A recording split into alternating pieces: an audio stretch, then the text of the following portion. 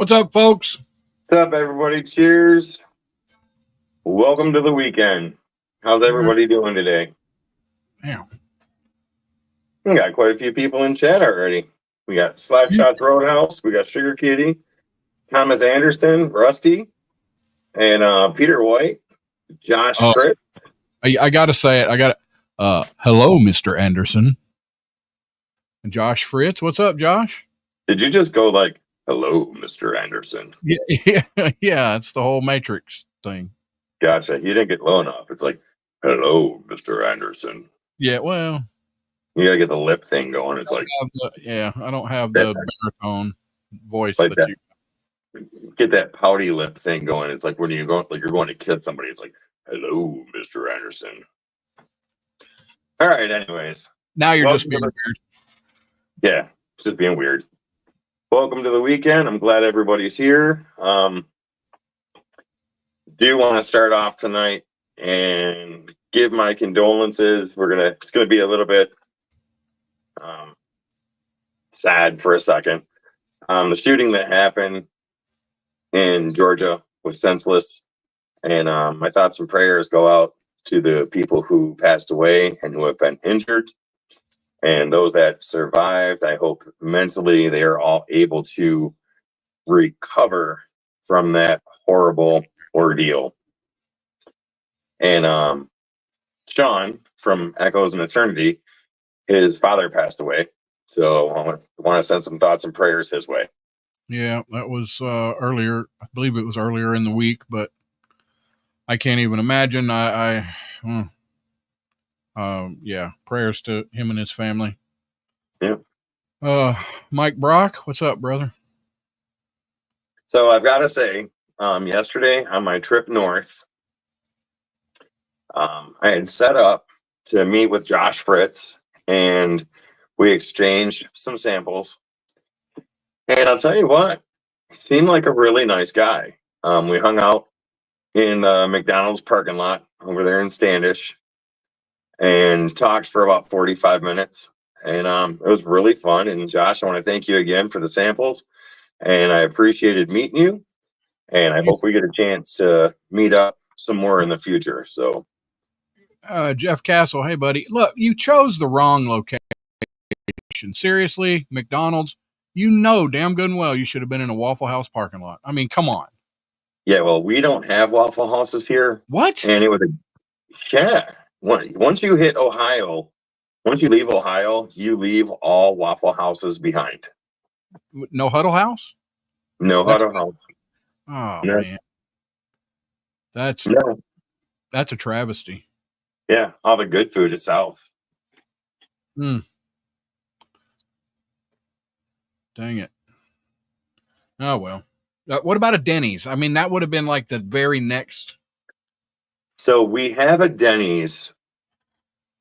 We've got like Denny's, Old Country buffets, Cracker Barrels, stuff like that. Not Old Country buffets. Those are gone.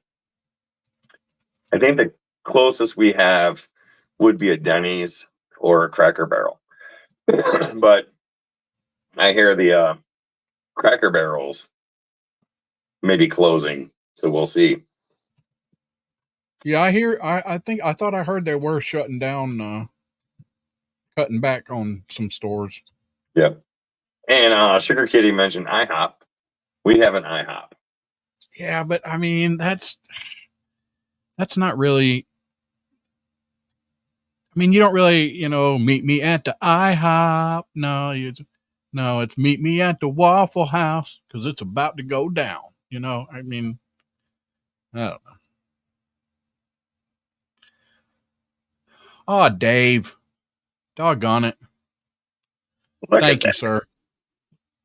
Man. Rusty wins when Rusty doesn't even win. That's awesome.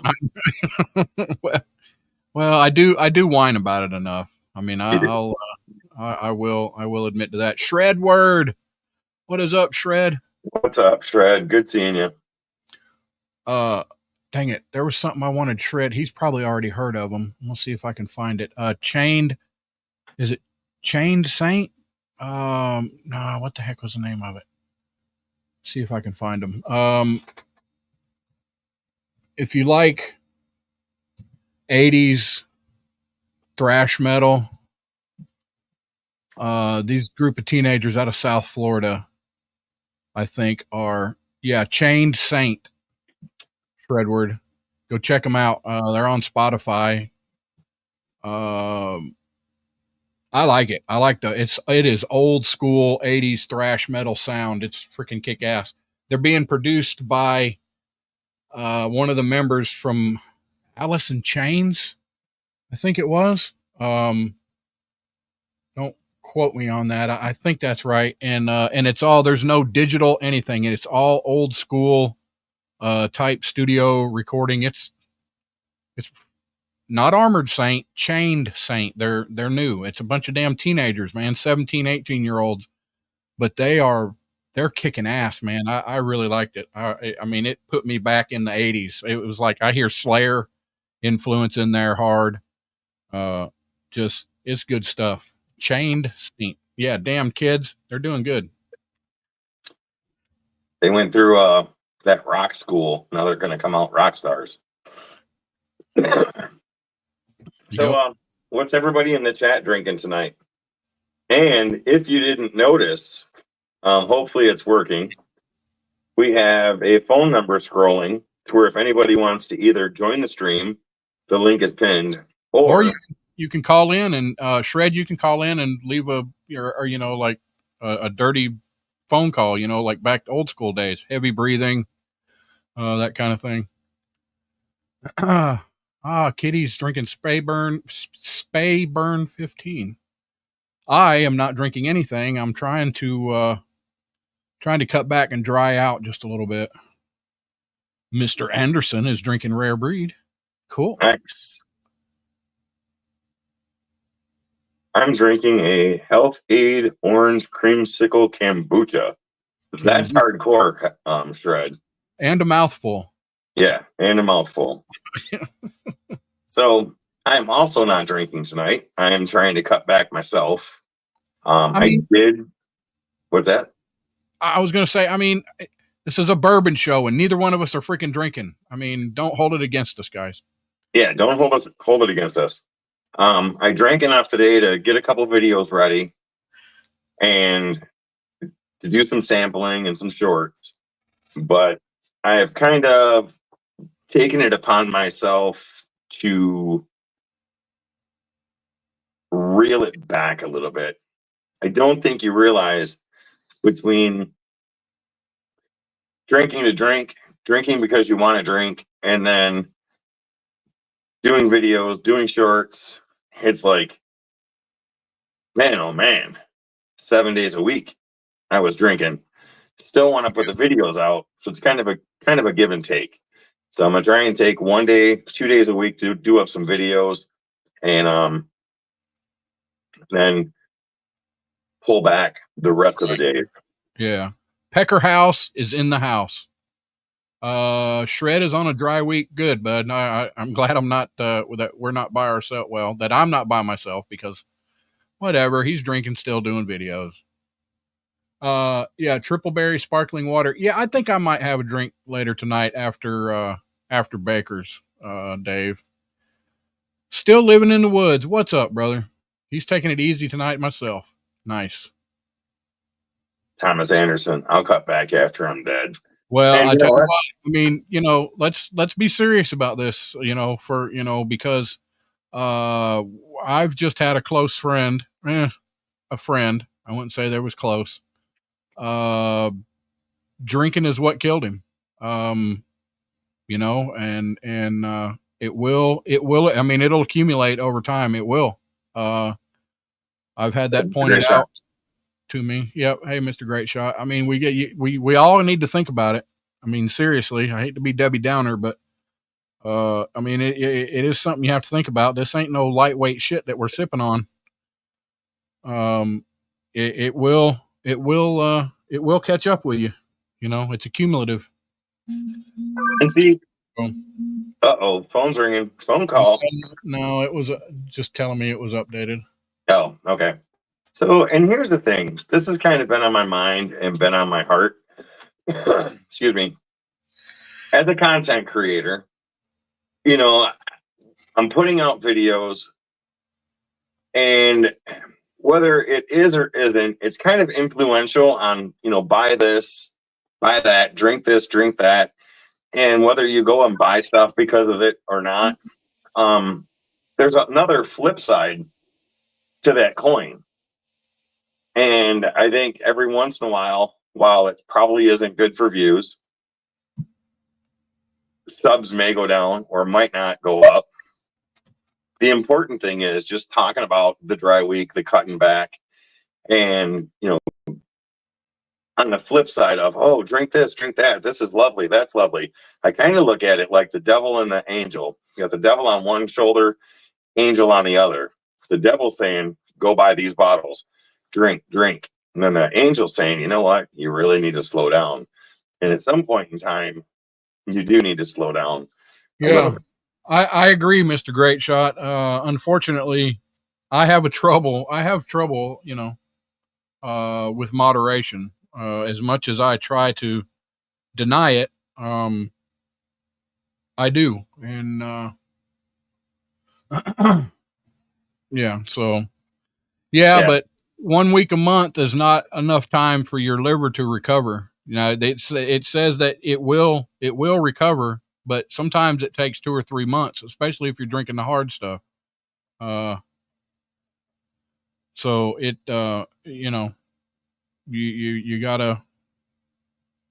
I know all these things, yet by God, if I start drinking and I get 3 or 4, and I pour heavy too, and I get 3 or 4 drinks in, it's on, it's game on, and I go like everybody. I'm sure everybody in here has seen till I pass out. And that's probably not good. And I know these things. I know, but I get to that point. So I mean, I don't know. I love it. I love it. I guess I love it like a fucking crackhead loves crack. Uh, but See, my dad, I'm actually, I'm going to share something with you guys. For most of my life, I've always been against drinking alcohol. Yes, you can do what you want to do. I chose not to. A few years ago, 3 or 4 years ago, I started getting into bourbon, wanted to test it out, loved it. Um, my father, for I'm going to say 90% of my life, was an alcoholic. I would wake up at the bar and go to school, like literally wake up at the bar, go to school. And all the issues that I dealt with him being an alcoholic, I never wanted that for me or my kids. Once my kids got grown, I was like, well, I'm an adult. I can have a few drinks. But yeah, now I see that having a few drinks today, few drinks tomorrow, a couple more drinks in a couple of days, it all starts to add up. And then all of a sudden, I noticed I was starting to reach for the drinks, not really wanting them. yeah, And that kind of, my wife and I talked, and she had, mentioned a few things. And it's just, for me, it's time to reel back. While it's important for me to put videos out and content, hang out with everybody, it's also important for my health, yeah. my situation with my wife, to kind of take a step back. So I am You know, still going to do some videos. and I know I told some people this. So I started my channel in October. Now I was drinking before that, of course. So I drank the really cheap stuff, Rich and Rare, 80 proof and stuff. And I was drinking that. I was drinking that usually when we go camping. I'd get a bottle, and that wasn't all that often. And then I'd found Whiskey Tube, started drinking probably August of last year. I think started my channel in October. I think you can go over there and find it and look, see when my start date was. And from October to um, 2 months ago, so it was November, December, January, February, March, April. I think April. I think between October and April, my wife kept all the bottles that I drank, and it was about 50 bottles from October to April. 50, 750s. Wow. How many is that a day? Or a week? We figured it. I think we figured it about it that it turned out to be about 2 750s a week. That's quite a bit. Yeah. So point not is, we all need to pull back a little bit. And right now, this is my time. This is Rusty's time. If I'm not telling everybody to pull back. If you find that you're in a situation where you may need to pull back, do yourself a favor and pull back. Like I said, we're really good at talking about content as far as what to drink, when to drink, how it tastes. But in a lot of cases, we shy away from the not drinking portion of it because we're afraid it might hurt views, it might hurt subscribers. But really, my friendship with all of you, I don't want to see anybody lose their life or anything because of drinking. So this short 20-30 minute topic is well worth for me to lose a couple of hours of viewing time. So okay, so it wasn't quite 10 per month. When we figured it out, I don't remember the exact number, but it was close to that. When we figured it out, it was roughly 2 750s per week. So 2, 4, 6, 8. So eight a month, I think is where we came out. And Josh, that's kind of the way I'm looking at it right now. I'm not drinking as much during the week. And when I do the videos, I'm pouring just enough in to be able to do the reviews. And then whatever's left in the Glen after that review gets poured into another bottle or it gets dumped out. And then, like today, I did do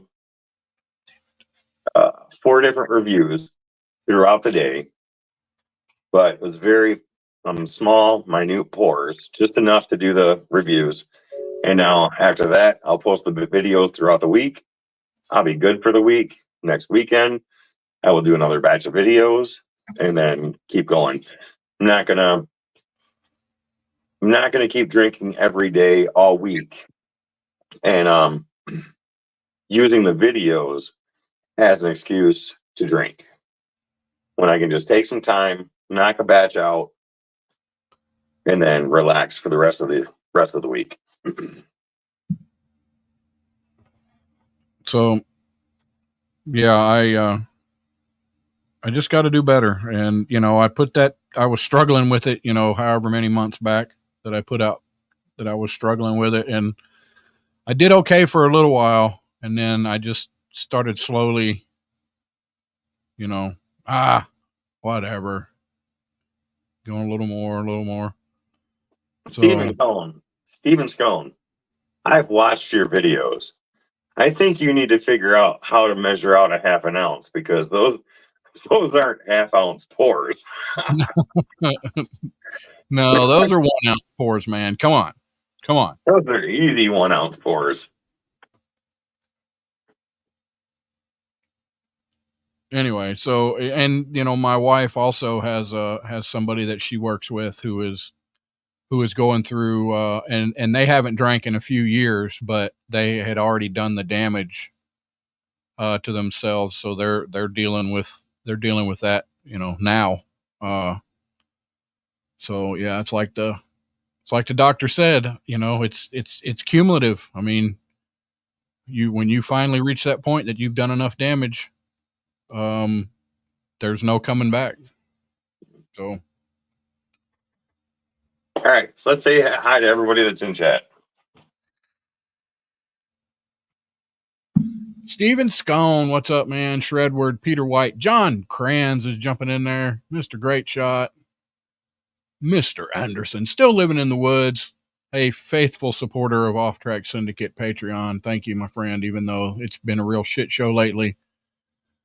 Yeah, there's changes coming up with that. I have recently, so Tuesday, I don't mean to take over, Delaney. Well, So Tuesday, um, I I've been driving for my family, the trucking aspect of it. Of course, I'm the only driver, log truck driver. They were ready for me to quit and give it up. They were really only doing it, hanging on for me, but you know, it's a lot of trouble for them.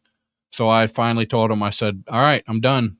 We'll, you know, park the truck, sell them, sell the trailers. I got to do something else. And, uh, and that was because the opportunity came up for me to go get a job that's also locally driving a much smaller truck for the hospital. And I went Thursday, I think. Yeah, Thursday, and applied for it and got it. So we just have to wait for all that. So I'm happy about that. There's going to be, you know, benefits with that, 401k, you know, paid vacation, all that kind of stuff. So I'm real happy for that. and I'm happy for you. Seems like you're going to be. I'm excited. Much better off, and you're going to like it a lot better. I won't have to deal with DOT, which was always every day was a thing. You know, they'll get you, pull you over, and ruin your freaking month. So I ain't gonna have to deal with them as much. You know, they might still pull me over because it's going to be a hospital truck, but I don't see that happening. Well, doesn't it have to be over so many weights and pounds before you have to have a chauffeur's license? Yes, before you have to have a license. However, the hospital's insurance company wants the driver to have at least a Class C license, which is on the lower end, but the truck is nowhere near that size. But even so, if you have a company vehicle, even if it's a car, if it's got the name of the company on the side of it and it's used for company, you fall under DOT regulations for it to a certain extent, you know. Right. So, oops. Yeah. What's that, Mr. Great Shot? I blame Mash and Metal for my heavy pours. Whatever. Cheers, Troy. Hanging AZ. What's up, buddy?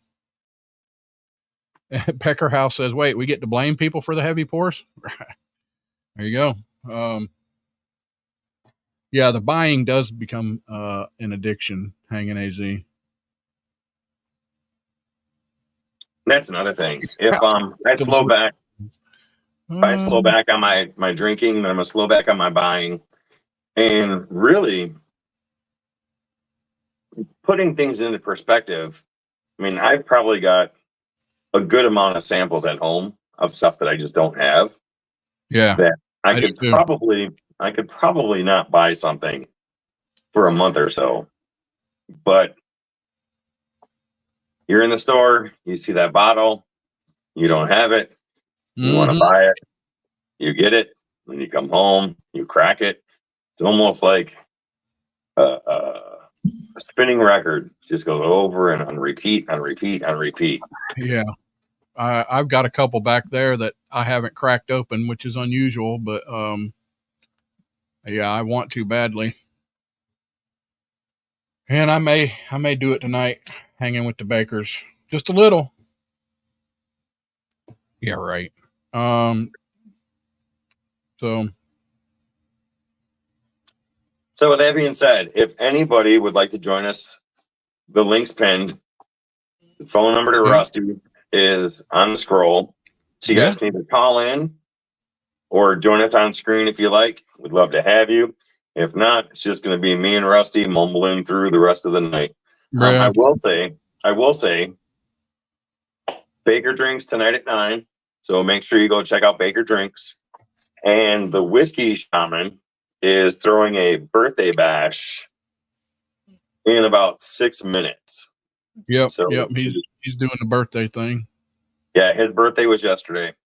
So if anybody wants to go hang out with him, show him some love, or go to his channel after us, go over there, tell him happy birthday, tell him we sent you, And if not there, Baker Drinks. And there will always be a little news bulletin from us to go to Baker Drinks. So awesome. So I'm going to read through some stuff in chat, Rusty. All right. If you want to talk for a minute, I just want to see what I'm missing. I'm blaming Biden. Yeah. Yeah. I don't know. I'm excited to start this new chapter and do this, though I'm also kind of worried because I'm so used to working pretty much by myself for the last 20 years, you know, other than when I was working on the truck or whatever with Pops. But yeah, the last time I actually worked in a workplace where you go in and you clock in and there you have to deal with like a bunch of other people was actually the end of 1998. After that, I come to work out at the shop, in the diesel shop with the old man, and then 2003 I went and got my Class A license. So And yeah, Troy brought up a good point. I believe tonight is the veteran stream with Northwest Bourbon. yep. So after Baker Drinks, I believe Mark from Northwest Bourbon goes on. So go hang out with him and give him some love too. Yeah, it's Absolutely. And I'm going to, and I'll probably that's probably the stream I'll pass out on, because it's so late.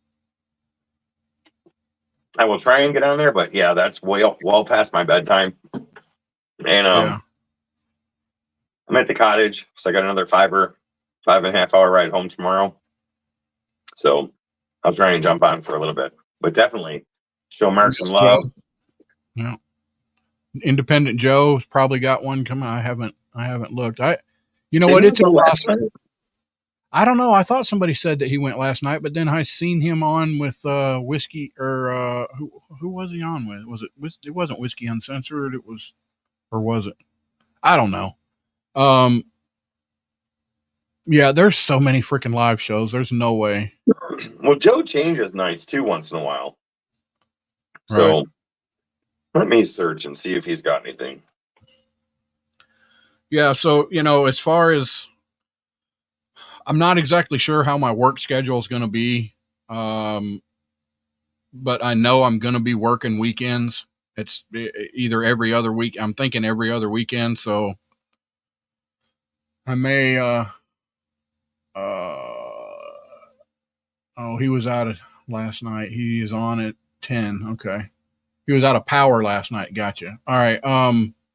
Yeah. So I don't know how often I'm going to be able to be on, and it's going to affect a lot of things. It's also going to affect my other show. That's what I was alluding to, is that there's big changes. I don't know how often I'm going to be able to do off track, unfortunately.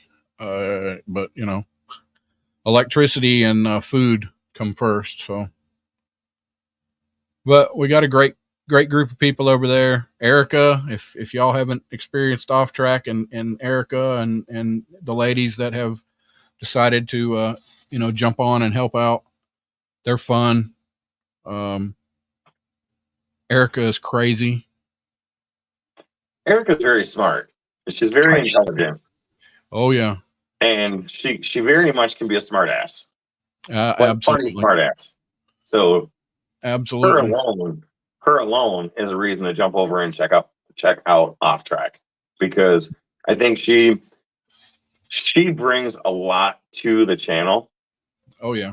With her discussion topics. I've seen her on some podcasts and other videos, and she's really intelligent. Really intelligent. Yeah, she is. And she's hot on top of that. Well, I mean, I can't say that, but yeah, I don't disagree with you. Right. What's up, Z-Man? What's up, Z-Man? I'm turning a light on. I'll be right back. Wait. Light's on. I'm back. Congratulations. Thank you. Eric Gunderson, cheers.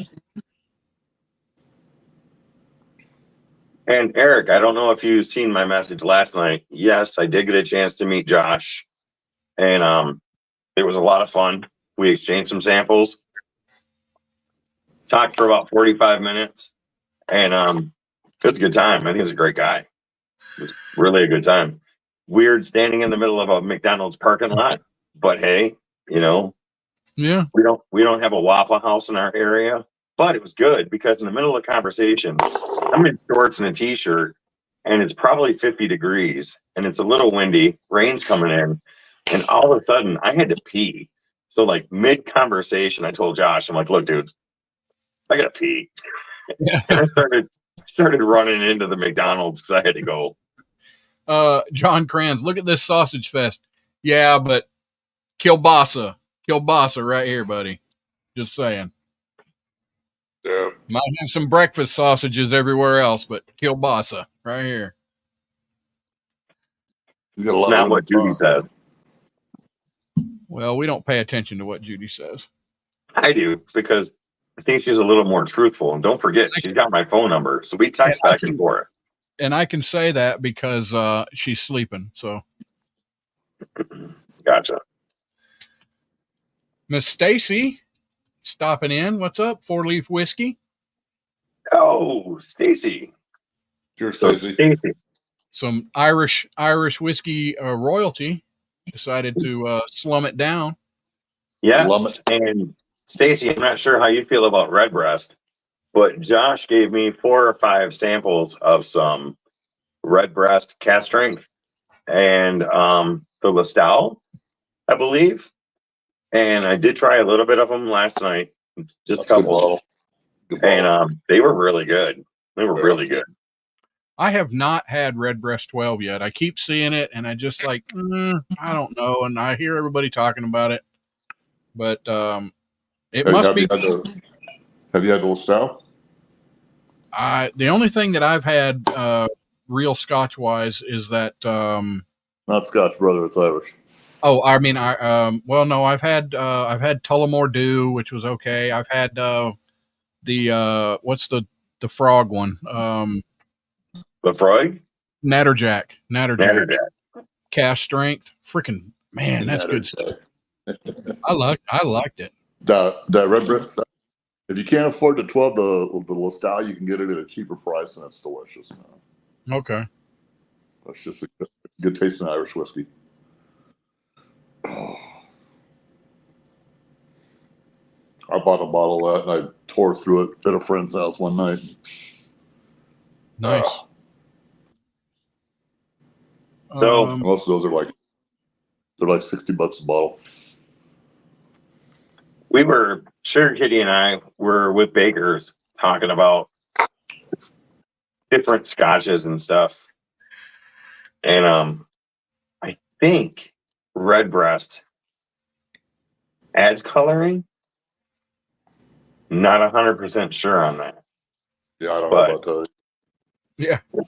Not 100% sure. But hey, 4-Leaf just said Whiskey Nature, email her and she'll send a Redbreast flight. Oh, I didn't see that. Cool. Thank you very much. I will do that. Oh yeah. So, but yeah, no, I like Redbreast a lot, and I've never had the cast strength. So, kudos to Josh to handing those off to me because they were pretty good. Awesome. Hate to do this, but I'll be right back. You're in charge, Rusty. We'll hang out. I'll be in charge. Rusty likes my kind of Irish, the goodbye. Right, John? What's going on? You get another job? Yeah, so it's at the hospital where my wife works, and it's going to be delivering. It's going to be driving a 1-ton box truck. Right.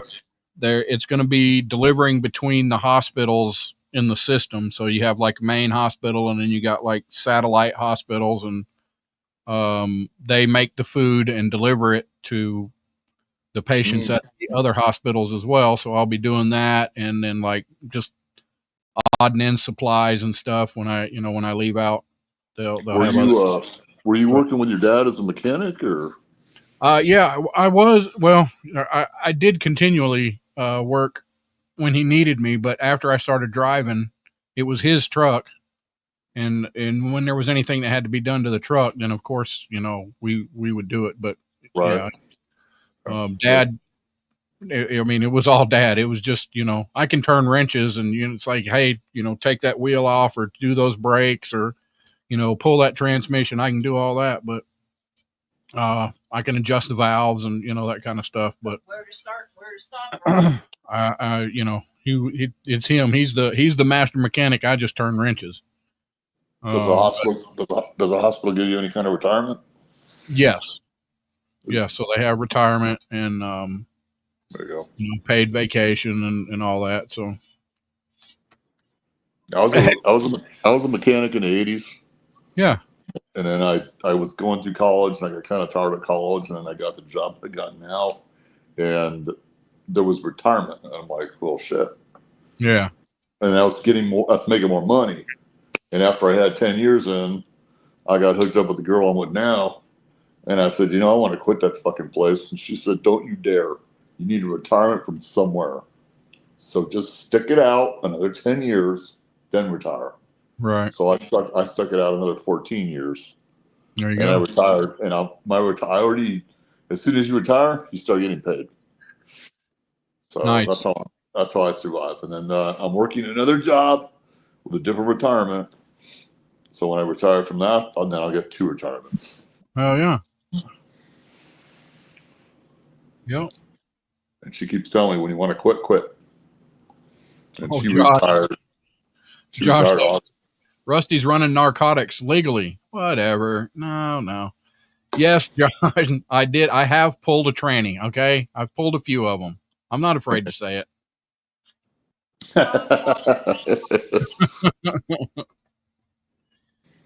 Hey, I pulled the tranny out, and then when I went back to go put it back up in the fucking truck, it's on a lift. Yeah. The fucking torque converter popped out. It wasn't locked, and when I shoved it up on there, when I fired it up, I heard the kadunk, and there was 12 quarts of fluid all over the floor.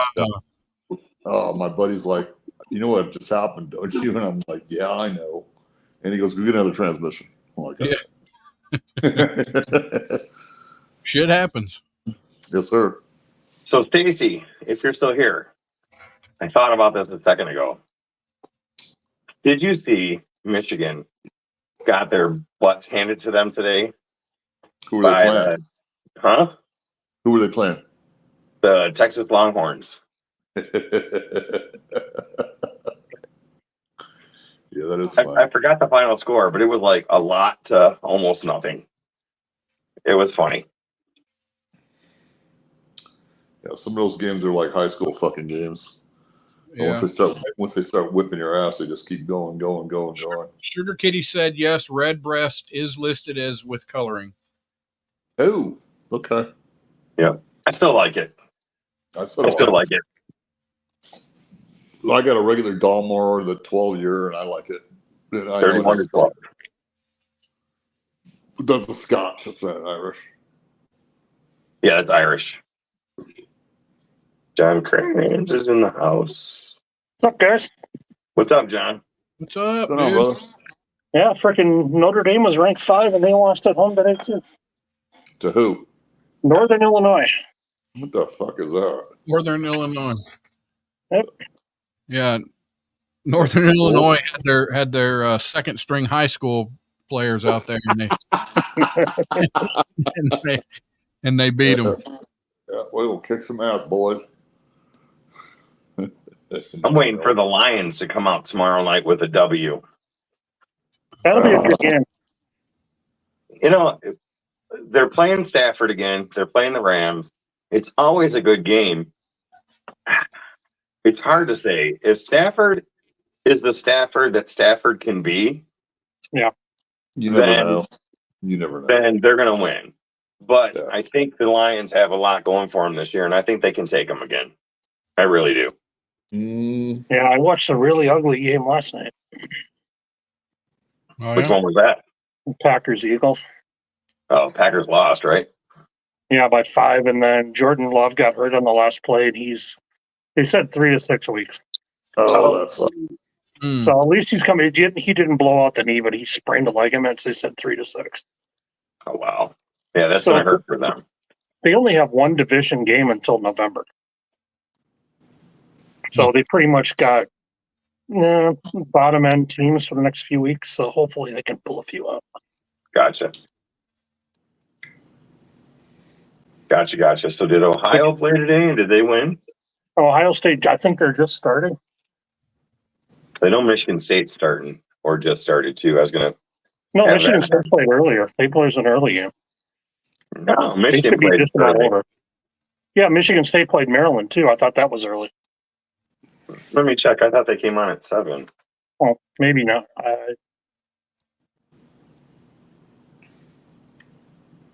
As I'm going to watch the Tennessee NC State game is just starting.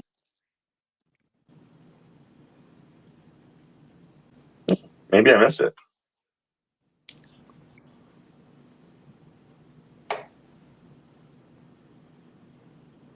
Are you Michigan State alum? No.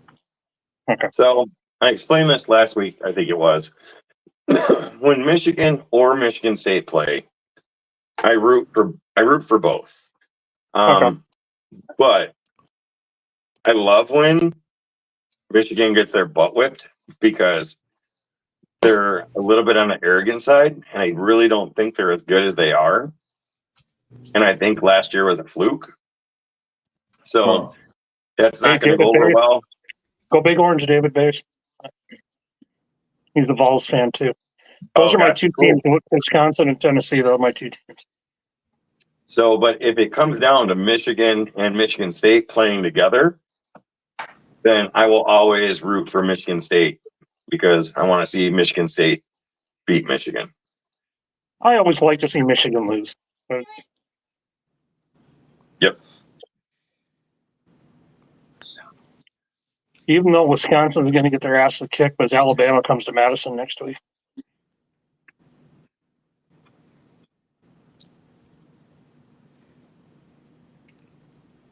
Bang on. What you drinking, Z-Man? Old Forster signature. Nice.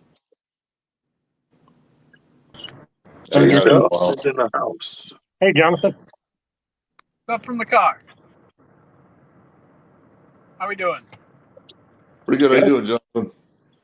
We're doing all right, man. Just on my way home from work, working all day, just to go to bed and do it again tomorrow. What I'm talking about. So, Pay the bills, brother. so I saw your video I can- on Which one? the video on Instagram with the house that has the lovely paneling. I kind of leaned into that one a little bit, you know. You did, but I don't know if you can see the side of me. But Oh, I can. I've seen you at your cottage. Yeah. Got the wood paneling. If Yeah. if you like bowling and bar pizza and Michelob, you know, this is a throwback to the '80s. You know, Hey, now that sounds like a good night, though. it does sound like a good night. Yes, Pizza, it does. Michelob, and bowling, yes. That's how most of us were raised, doing those 3 things. Let's not Mhm. kid it. yeah. But now what's amazing about that house, because I was looking at it, I was really looking at it because the paneling, I mean, they were like wall to wall to wall to wall to Yeah. wall paneling, but they had brand new wood floors throughout the house. Oh, it's crazy. It has the dark wood trim. Unfortunately, all the yuppies have stuck their nose up at it, and I friggin' love it. It's a one-owner house, and it's been preserved like it's in a wax museum. It's crazy. Mm. So, whatever. To each their own. Maybe find somebody who wants something Right. retro like that. So, hey, you guys didn't ask me what I was drinking. What are you drinking? While you driving? Hold on. It's a Nerds and Turds Bull Run 16-year-old finished in Pinot. It's 190. I'm not buying it. Show me the bottle. Show you a sample. Hold on. Oh, are you riding or what? Yeah, definitely. Okay. Sean gave me this sample. You don't have like the road soda going or my dog. something. So This is what I'm on right now. Yeah, that J. Henry looks cool. J. Henry LaFlamme. Yes, sir. So I actually jumped on to talk to you about that when I saw you on stream. I had a sample of that.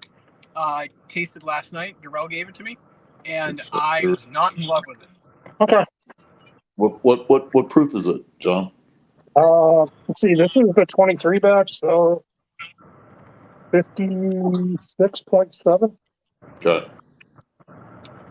I don't know which batch I had, but it I don't know. There's something about the finish I didn't love.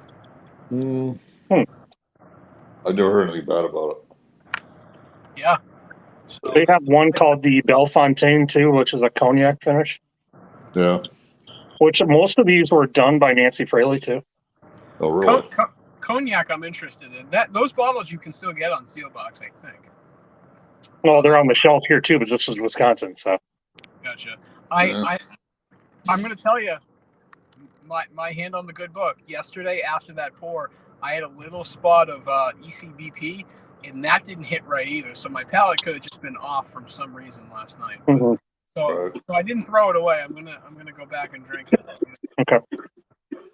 I'm having that now, and then I've got 3 samples of the Freg from Eric Gunderson to get into tonight. Dude, how nice is Eric Gunderson? He's like everyone's whiskey sugar. He has sent me some fabulous scotch. What a good guy. Yep. So, John, I have a bottle that you might appreciate. It's nothing major. It's not allocated, but you Is that like the one you posted Detroit. today? What's that? Is that the one you posted this afternoon? I don't think I posted one this afternoon, did Oh, I? you put it in our text thread. Oh, yes. Okay. Yes. Is that one you sent me one from them? That what is it? The Bloody Butcher from Detroit that you sent me, Yes. which was really good. Yeah, and this is a single barrel of the Bloody Butcher. So it's not 100 proof, it's 116 proof. And it's pretty good. It is pretty good. Yep, I haven't seen anything more than 100 proof from them. And I definitely haven't seen single barrels. When I seen it, I was like, Was that I like gotta try it. 116 proof? 116 proof, yeah. Okay, because that was the 100 proof you sent me, and it was really good. Yeah, and I think this one's even better because it's higher proof. Hey, Joe, good seeing you. No, Sugar Kitty, the standard J. Henry's 92. The Bellefontaines are usually around the same range, 110, 115. The Proof LaFlamme was much higher than that. Yeah, I have the October 23 batch, and it's 56.7. Okay, I think the one Darrell gave me was a little warmer than that. Yeah, I think the 22 batch was like 59. Yeah, that's what I thought it was in the 1-teens. Yeah. My mouth tastes so good. Holy shit. Is that what she said? I'll ask her later. Okay. No, when Jay left, she goes, he left a bad taste in my mouth. Hey, Jonathan, were you the one that sent me the 16-year bull run? Yeah, it was only 98.16 proof, though. But that one was really good, though. It was. This one, they were so proud that they left it in the Pinot barrels like extra time. It's a little drying, and I'm like, I kind of like the one that I sent you better. The viscosity on it's awesome, and the spice is nice, but it doesn't. It seems overdone in the Pinot barrel. Okay. Yeah. You know how when you drink something, it just sucks the moisture out of your mouth? That's kind of what that whiskey does. Yep. So Troy, I think, from Baker Drink sent me a 15-year full run. It's at home. Sent me a sample. I have some of it left. That was really good. I enjoyed that. You know, Josh Fritz, which Balcones Blue Corn? the True Blue? True Blue 100 is not bad. The True Blue cast strength picks are phenomenal. We don't get any of that shit, man. We have one local pick here in Wisconsin my buddy got, and it was literally blue corn pancakes. Oh, really? It was like around 120 proof. It was so good. That sounds pretty good. I would The mix it. baby blue is just, yes. I would mix some ECBP in that to try to give it a little bit of brown sugar and caramel too. Mhm. Sugar Kitty goes, the Bull Run Pinot from Nerds and Turds was not overdone, not too dry, and a very, very nice bottle. Well, Sugar Kitty has said things against what I said tonight. So if you want to give me shit all night, go ahead. But I don't. That's not what I think. Sugar Kitty, meow. Listen here, meow. Meow. Man, it sounds like we're gonna get a cat fight going. Nah. Sugar Kitty will say fuck it eventually. Yeah, for sure.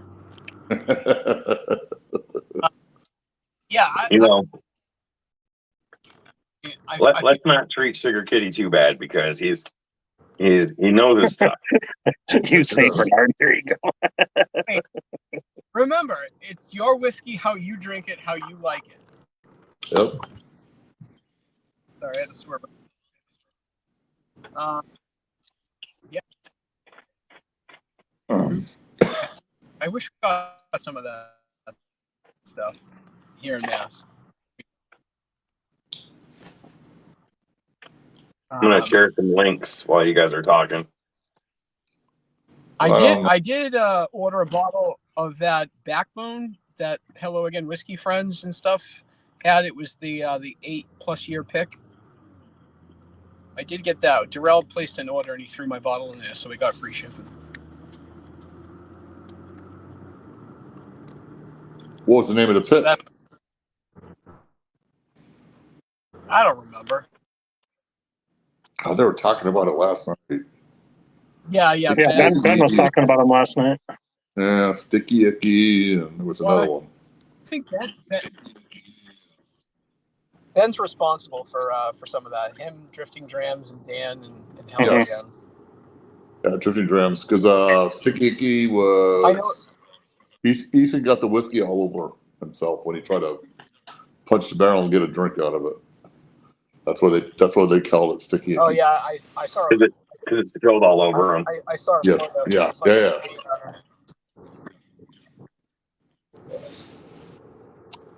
But there was another one. I don't remember what the hell it was. I know there was a Blue Note in there too. Yeah, shit. There was another one for at the distiller. That's okay. Yeah. And I think they said if you buy 3 it's nice bottles, that you get free shipping. Yes. Exactly. Right. Exactly. It's nice that Shared Pour is doing that. That's good because Now they're just one of the taking reasons I forever to didn't ship to.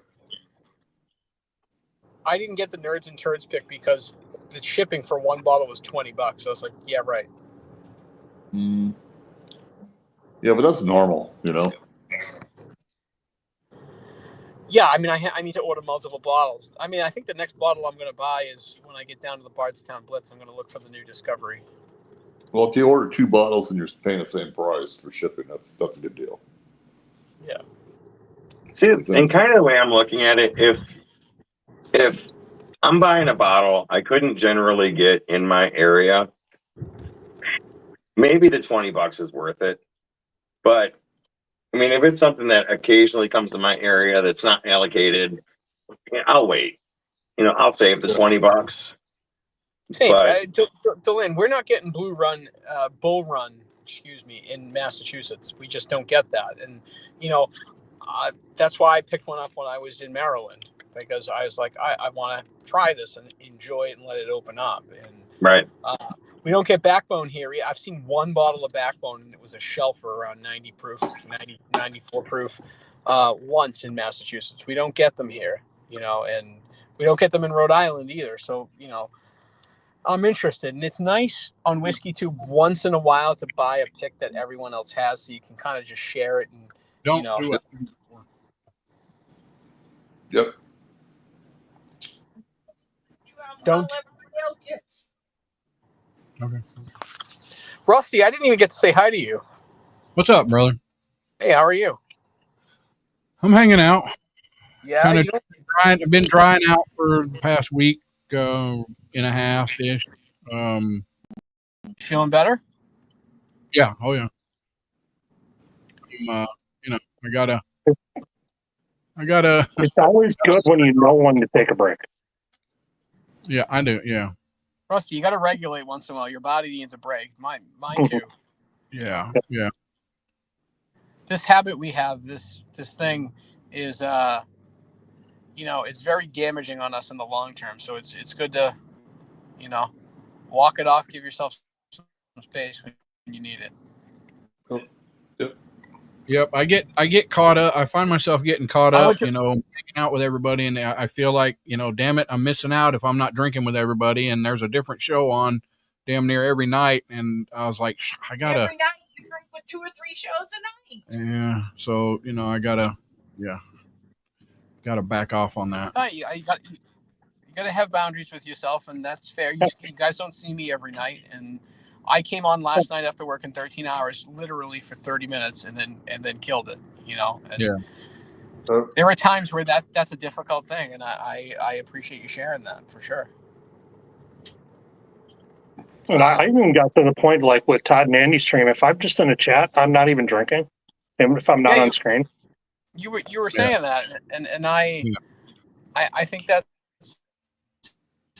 You know, just there to hang out and talk to That's people because smart. I'm not on screen drinking. it's easy. I said this 2 weeks ago. So I went to a concert, maybe it was 3 weeks ago now, and you know, I was hurting for like 3 or 4 days, and Yeah. I was like, okay, I need to go into dry dock. I'm like, this is not good. This thing, I gotta kill this, and I just mixed it with ginger ale and killed half the bottle in an hour and a half. I was like, yeah. Did I cut out? No. Yeah. Yeah. Yeah, the internet got a little spotty there. Yeah, you're right. See, and Jonathan, we were talking about that at the beginning of the But show. like again, Yeah, we were talking about that at the very that very thing at the beginning about, you know, what we're doing is a damaging thing, and it's accumulative, and you know, you just need to, you got to regulate yourself. And I do recognize I have a problem with it, but you know, I feel like sometimes I get in, you know, 2 or 3 heavy pours in, and I'm just like, screw it, and I go till I can't. So you're shit faced. Yeah. Just always be thankful that you know you need to take a break and you're able to do it on your own. Yeah. Yeah. Yeah, And middle of the week, sometimes, like I was saying, as content creators, it's easy for us to put the content out, tell you how enjoyable something is. Do you want the OG? You can excuse. You're breaking up. Oh. I didn't hear what he said. What did he say? Yeah, you broke up there, Jonathan. We didn't hear what you said. Sorry, give it a red light. 1 minute.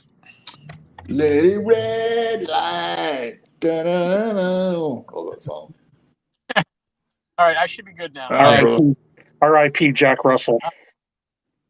Cheers, Yeah. bro.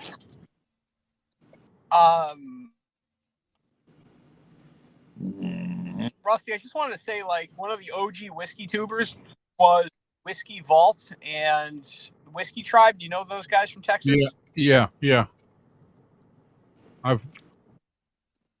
So they do one they dry do. week a month. That's their protocol. They do. I mean, it's not the worst idea. I'm gonna go one week a month. If you can't do that, or I can't do that, then it's time to talk to somebody. Right. You know. Mhm. I think that's sound advice.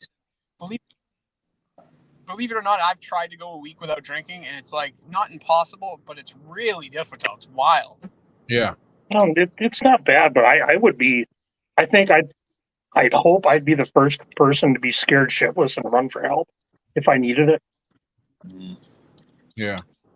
Sometimes it takes that week. I mean, look, Sometimes it takes that week, though, just to get acclimated to not drinking. So by the time you get to the end of that week, your body is finally like, okay, good.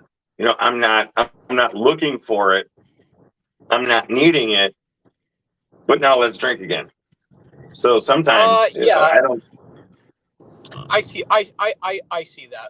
Also, it's like being sick. Okay, take advantage of it. Your 90 proofers have flavor again. You know. And John, regarding you and alcoholism, you're from Wisconsin, so it's going to take a lot. Yeah, to I leave know. beer. Just watch Lewis Blackfoot on YouTube about drinking. Awesome. It's 8 or 9 of the funniest minutes you'll ever listen to. All right. Well, it's time. Baker's For be what? starting here in a minute, and I think, right? No. I got another hour. Oh, we got another hour. Never mind. I thought it was. Man, this Rusty. Fuck, man. stuff. So These the thing times with Rusty is Rusty loses track of time when he drinks, and Rusty loses track of time when he don't. Yeah. So I just lose track of time. Whatever. There it is. I just It's, yeah. I feel like I need to like clip that, Rusty, where you go whatever, and I need to like keep that on my phone and just play it all the time in front. There of you me. go. The one redeeming quality about us, if we have a little bit to drink too much here, is we're not out on the road. We're just closing the stream and we're just going to the couch and we're going to bed. Oh yeah, speak for Yeah. yourself. I'm drinking. So look, yeah, He falls out of the chair. yeah, I have filled out a couple times. Look, no, I have a reason. See, I get screwed up because there are various clocks in the house that is set an hour ahead. Wait, did you say Because- Cox? Clocks.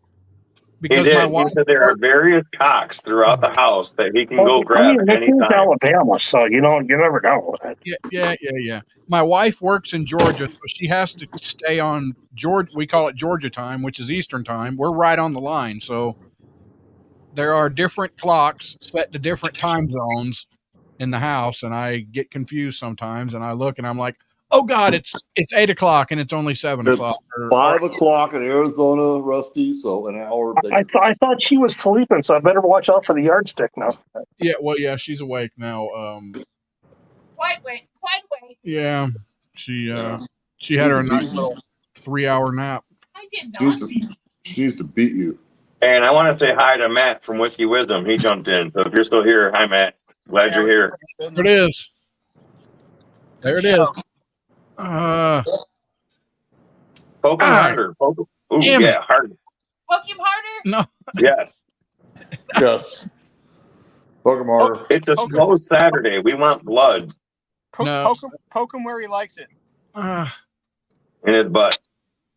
Damn. Jonathan, her name is Judy, not Peg. So It's the same spot. Every time I hear the name Peg, I think of Peg Bundy. Yes, I do too. see, I just think of the Steely Dan song. Oh, there you go. And when I watched her on Sons of Anarchy, that was a whole nother. I just never want to be dating somebody named Peg. I'd be worried about it. Yeah. Right. Nothing would ever get picked up off the floor. Okay, if my name was Peg, somebody's name would be Ben. No.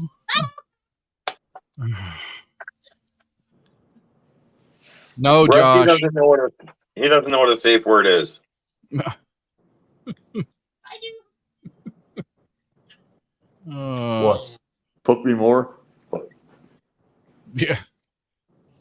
So if anybody in chat wants to jump in, the link is pinned. You're more than welcome to come in.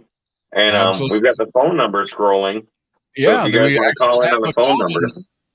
Down at the bottom, you can actually call in and be a part of the show. I'm not drunk enough to do a Crank Acres impersonation, but maybe. Hello? Jonathan, who's driving? I am. No. No. Look, hands on the wheel, bro. Yeah. Leave me alone. Just tell him, Jonathan, leave me alone. Leave me alone. I'm almost home, actually. This is crazy. This was a much easier drive with the company. Thank you. Yes, I sir. drove 212 miles today. Yeah. It's a lot of driving. It is, and it was all for Rookie. fucking nothing. Rookie. Yeah. Steven. Those Rusty can actually. are rookie numbers. Those are rookie numbers. I was driving in the log truck I was driving. Not as much as the over the road guys. Them guys put down some miles, but I was doing between 300 and 400 miles a day. Jesus. It Yeah, sucked. I don't like those days. I drove 212 miles and didn't really go anywhere. That's what sucks. Oh yeah. You know, I didn't pass one strip club today. I got close. Wait, how did strip clubs come into this? It's what I think about like 24 hours. Yeah, a day. oh, yeah. I've taken multiple pictures of the hot rods that I have in front of the Desert Flame, and it's an all nude strip club. And Oh, friends are like, "What the fuck you doing?" I said, "I'm Dang just it, stopping that's by where to take a view." I need to do a video from a strip club parking lot.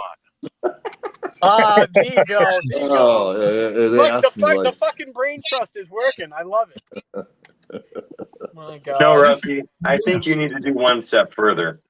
I think you need to do a video inside. The strip club. Well, Strip I don't club. think they would let me. I mean, maybe Delenn, you are a bad influence. yeah. "No, You need to do a review while getting a lap dance. his ass will be fucking in a fucking jail." Listen, if you tip them enough, you're going to be fine. They'll let it happen. Well, that's true. Yeah, money's money. If you tip them, you can give them the tip. But it would be kind of cool to when nobody's there, because they're not going to let you video the girls. But if the girls aren't there, and they're just opening up, it's like, hey, turn the lights on. Let me set up on the stage and do a quick video. That'd be freaking cool. I like this. We could rename this channel "Strippers and Bourbon." Heck yeah. No. Not this channel. No, Not Rusty's channel. Yeah. The fucking GoPros and on bourbon. stage. Next on stage, Cinnamon. Yes. So, funny story I'll tell you guys, because I'm not going to mention any names. But back when probably 20 years ago, when I was first started into the work that I do, I had a job at a strip club, and we were installing a bunch of TVs and internet and stuff. And the most logical place I could figure out where to put all the connections were in the dressing room. Was in her butt. So now, even to this day, if we go out to this establishment and we have to do any work, well, we have to be in the dressing room. There you go. I Brilliant. let me know if you Sounds need like- an assistant. Yeah, no fucking shit. I'll help you out too, man. I'll help you out too. I got Oh, a planning ahead. Is your old establishment? Is that where we're gonna have our next bottle share? I mean, we could. You guys come to Michigan, and I'll take you there. There you go. Like I'm here Oh for the gosh. bottle share. If it drives, flies, or fucks, just rent it. I mean, there you go. Listen, I always heard if it has tits or tires, it's going to give you trouble. I'm just saying. That's a tried and true fact of life. Yep. Listen, I got to grab some dinner. I try to hop on in a little bit. All right. See you. All right, brother. All right, boys. See you in a Yep. bit. Cheers, brother. Cheers.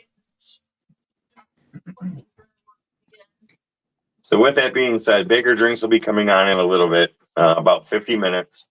And the Whiskey Shaman is having a birthday bash tonight. He went on about a half hour after we did. So if anybody wants to go check them out, say happy birthday to the Shaman. Mark from Northwest Bourbon is having their veteran live tonight. Yep. And then Independent Joe is going in a little while too. So there's plenty of content tonight for everybody to watch, everybody to see. Pick your battles, pick your pours, and see who you want to see. But we'll be here for a little while longer. I'm not kicking everybody out. Love hanging out with you guys, and Saturday night. You don't have to go home, but you can't stay here. Or Stay here. I just fall asleep in the chair, fool. you don't I know. you don't use this glass when you drink. Oh my God, is Rusty gonna get beat? He might, because he turned the No. camera. No, I had to jump up. She wanted me to. help her do something real quick. I But could give Z-Man a heart attack right now. I'm almost 3 weeks without beer. holy cow! I went 3 months earlier. The first 3 months of the year without beer. No, I've never been out of beer, bro. Never been. No, I just didn't drink beer for 3 months. I think I lost like 25 pounds too. Good for you. Although water weight. Yeah, it was all water weight. Yep. I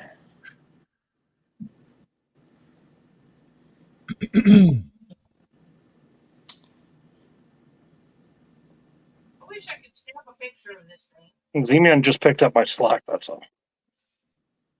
So, Rusty, do you want to show Judy's lamps? Oh yeah. I know they're in my They're on your Facebook. list. Okay, I forget exactly where they were at. Open your Facebook page. They're in mine. Okay.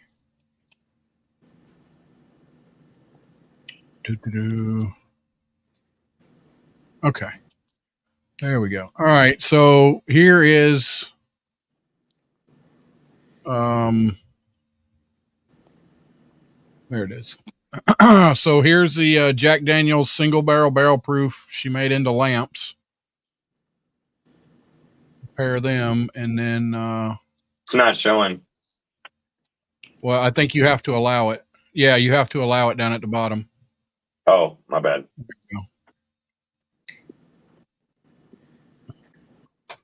So there's that. And then Oh, yeah, those are fucking cool. yeah, and then she's got let me get over here and find it. Just hit. Let me see. Hold on. The Baker's ones were pretty cool. I really like the Baker ones. Yeah. Baker 7, I think it was. She's doing a really good job on them. Shoot. Just hit the forward button. But then it Canadian Crypt says, nicely done, Miss Rusty. With them. right. Do what? Canadian Crypt said, nicely done, Miss Rusty. Ah. Yep. Thank you. Turn your video on. All right. I'll share that. picture. Yeah, and then there's a Baker 7 one that she did.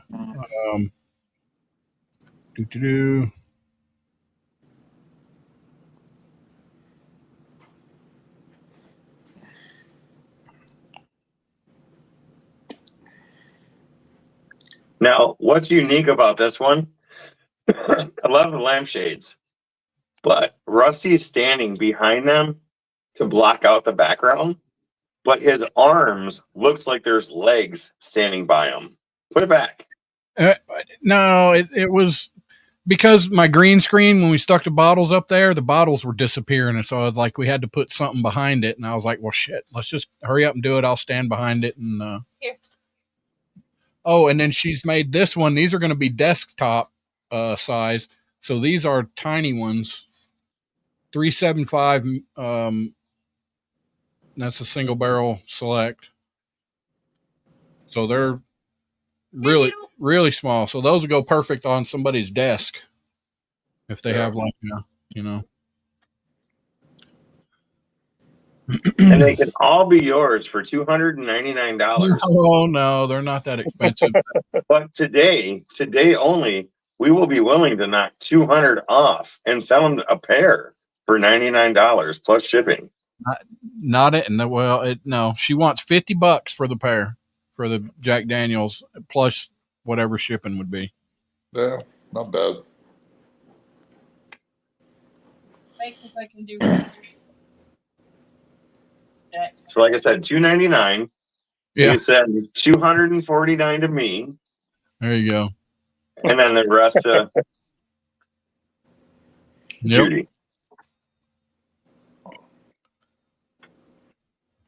But if anybody's got any bottles that you like, you want them made into lamps now, You got 3 equal payments of $39.99.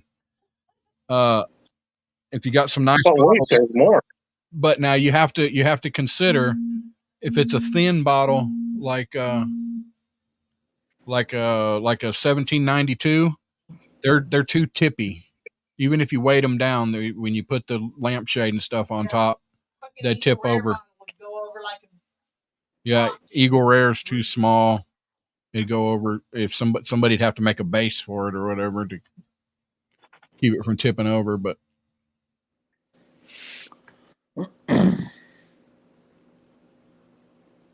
well, Steven, she can point you in the right direction. How to make wall sconces. Which that little one that I was showing you, that's the perfect size. A 375 would be perfect for a wall sconce.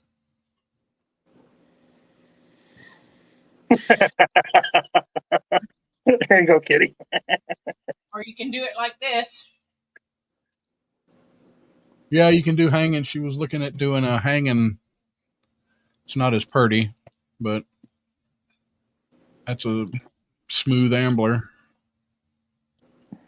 So I feel like just before she gave you that, somebody should have been in the background and said, "But wait, there's There's more." more. Yeah. There's more. Yeah. Cheers, Mr. Mom. If you call in the next 10 minutes. That's right. The number You know- posted. So if you call now, you can You call put in the your next 10 order. minutes, Rusty will throw in a Richard Rare Reserve. There you go. I got one right here. I'll throw in a 8x10 glossy of me in a Speedo. Oh,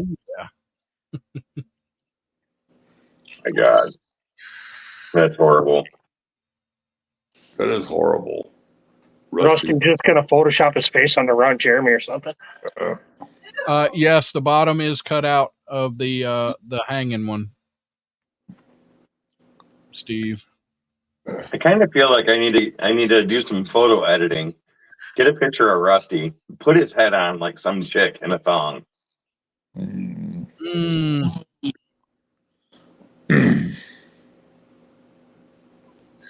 There's enough guys walking around like that right now. We don't need photos.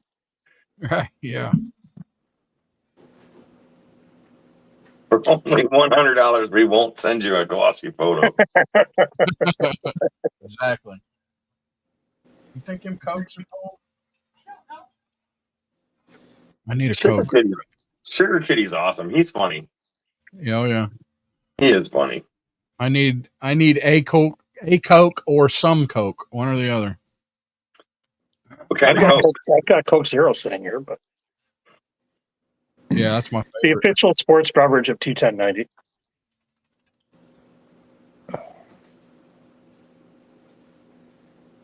My grandma and her sister and my great aunt drank gin and squirt every day and lived into their 90s. Huh. The squirt must have watered down the gin. Mama drank slow gin and squirt. Yep. Slow gin. What's the difference between slow gin and gin? Slow gin is made from the sloe berry. It's a liqueur. It's a liqueur. It's not really a gin, but that's what they call it. Gotcha. So Z-Man, what are you doing? You look focused. I'm looking at the TV, man. You're on the big screen here. Look. You're on the big screen here, too. Look. Nice. I can't see it. So do I look as sexy on the big screen as I do on the phone? Yes, sir. Nice. Yeah. That's how I've been doing it in this room. Yeah, you guys are on a 60-inch about 10 feet in front of me. So I got a 50-inch 50 feet from me. Well, not 50 feet, probably 30 feet. Anyway. Mr. Mom says he remembers the slow gin fizz. Judy's always talking about that. Slow gin and squirt. Mm-hmm. I got 2 bottles of gin here, the local ones that are really good. Yeah. It's more lemon peel. It's not as juniper-y. So I ran across, what is that? what is the what's the root? Sarsaparilla. So apparently sarsaparilla grows native down here. I don't know where all it grows native, but I know it does here. And a Sassafras up north too. is it sassafras, whatever it is. And apparently there is a hell of a drink you can make with it if you get really fresh, the fresh root. That it has a somewhat hallucinogenic quality to it. Because the leaves of sassafras, that's what they use for filet for gumbo that they grind up. Yeah. So sarsaparilla, that's root beer. Yeah, sarsaparilla. Now, lick your mantle. No, I'm good, Jonathan. I'm good with that. I know. What the heck? That was my name last night to jump on Ben's stream. So Nice. no, he always. I think I didn't get on. You were probably gone by the time I jumped on. Locktar, you won the yellow rose. Locktar. Locktar won. Winner, chicken dinner. Good job. What Good job, Locktar. So I want to do this. Yeah, thank you so much, Locktar. That will go out to you next week. You know what? I forgot to cut my label. Let me do that real fast. Okay, so I just got a text message from a good friend of mine. Hopefully he's a good friend of mine. I haven't really, talked about our relationship a whole lot. And he wants to donate a bottle, an entire bottle. Yeah. And he is, we all know him. We all love him. He is none other than Doc Martinez, right? Doc Martinez, Old Fashioned Ways Plus Plus. I want to give him a shout out. He wants to donate an entire bottle. Guess what bottle it is? Knob Creek. No. 12. Let me verify that. Let me verify that before. Yes, Knob Creek 12. Knob Creek 12. He is going to give away a Knob Creek 12. Yeah. And so what'll happen is Locktar, I already have all your information, so I don't need that.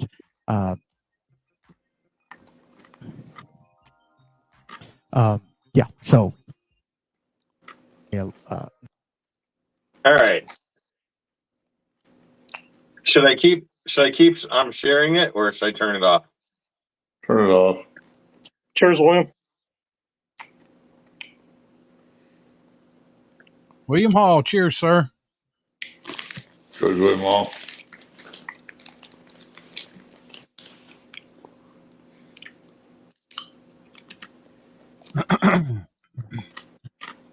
This is a lot of work. Like I see all you guys doing it, and you're like, oh, this is easy. Blah blah. Can I ask a question? I'm having dinner right now. What should I pour in my glass to have along with it?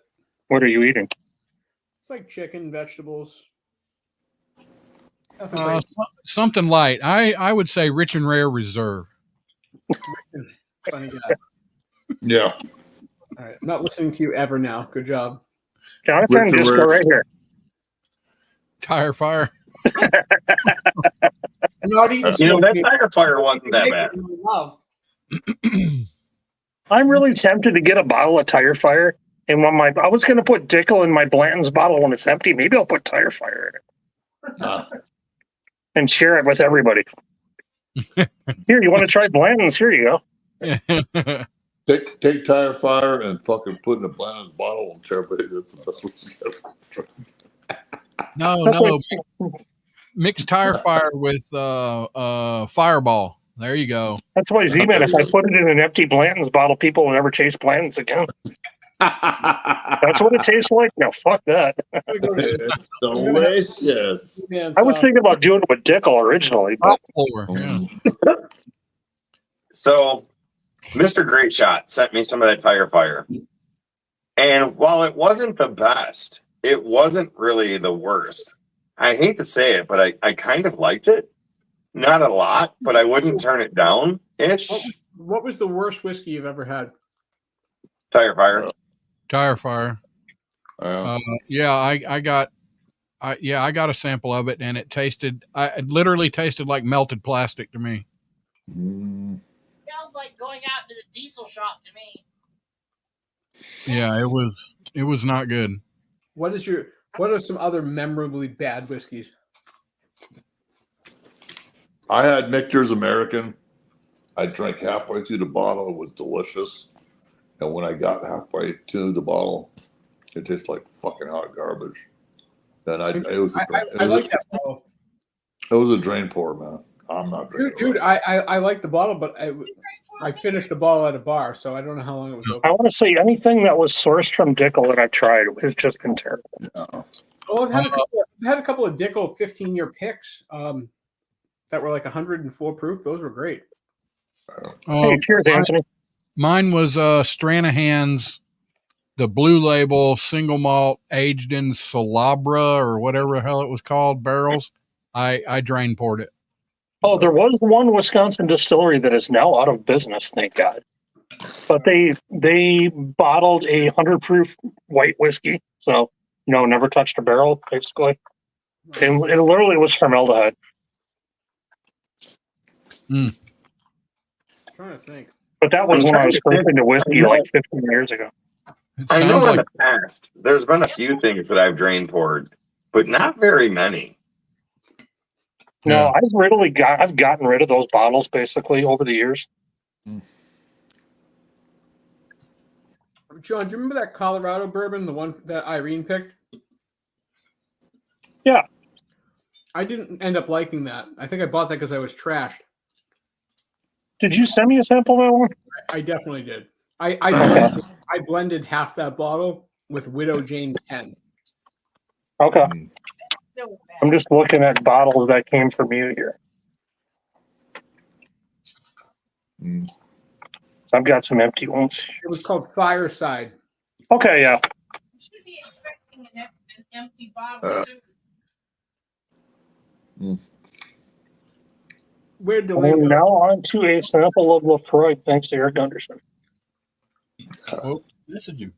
This is the Elements 2.0 cast strength. I've got two other Lafroys here, and I'm going to get into tonight. I'm really starting to enjoy Glen Scotia 15. Find a green Oh, lampshade 15, yes. for we That's wonderful stuff. the Jack Dry bottle. Yeah. Because I got That's another distillery I've never had a bad bottle from is Glen Scotia. Well, Coke. I did get a sample of Epiphany. That's Irene's pick from Peter B. That's a good pour. Hold on a minute.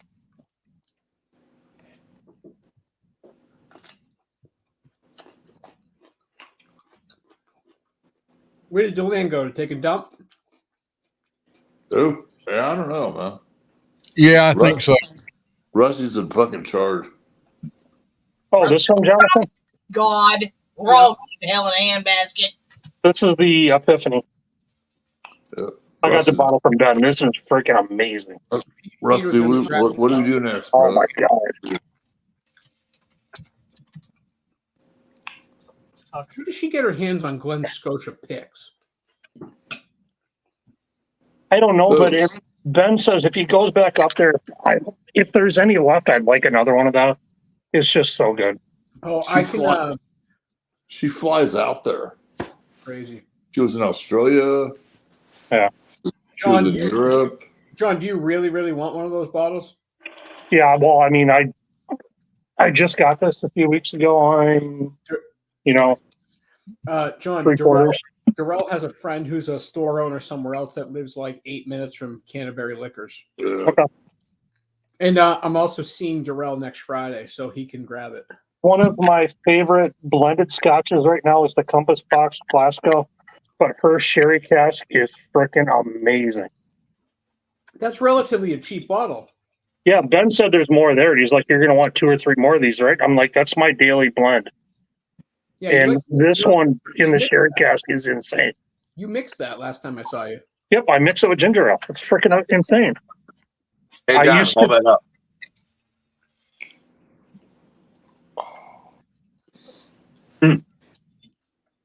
So it's basically a heavily peated blended scotch, and it's finished in a sherry cask. Nice. Dylan, are you closing up your cottage? No, not for a few more weeks. Next week, I'm coming up to take the boat docks out, but then probably not until October-ish. Okay. We'll close it up. Yeah, Jonathan, I normally don't do cocktails, but the one I do is I used to be Johnny Black, but it's a peated blend with ginger ale. Okay. Have you ever made a cocktail called the Godfather? I don't think so. 2 parts blended Scotch, 1 part Di Serono on the rocks. Okay. Yeah, Sugar Kitty. Yep. Do you have any amaretto liqueur at home? Not in the house. No. John, if you don't like this cocktail, I'll send you the money for the amaretto, okay? Okay. I mean, I do like amaretto.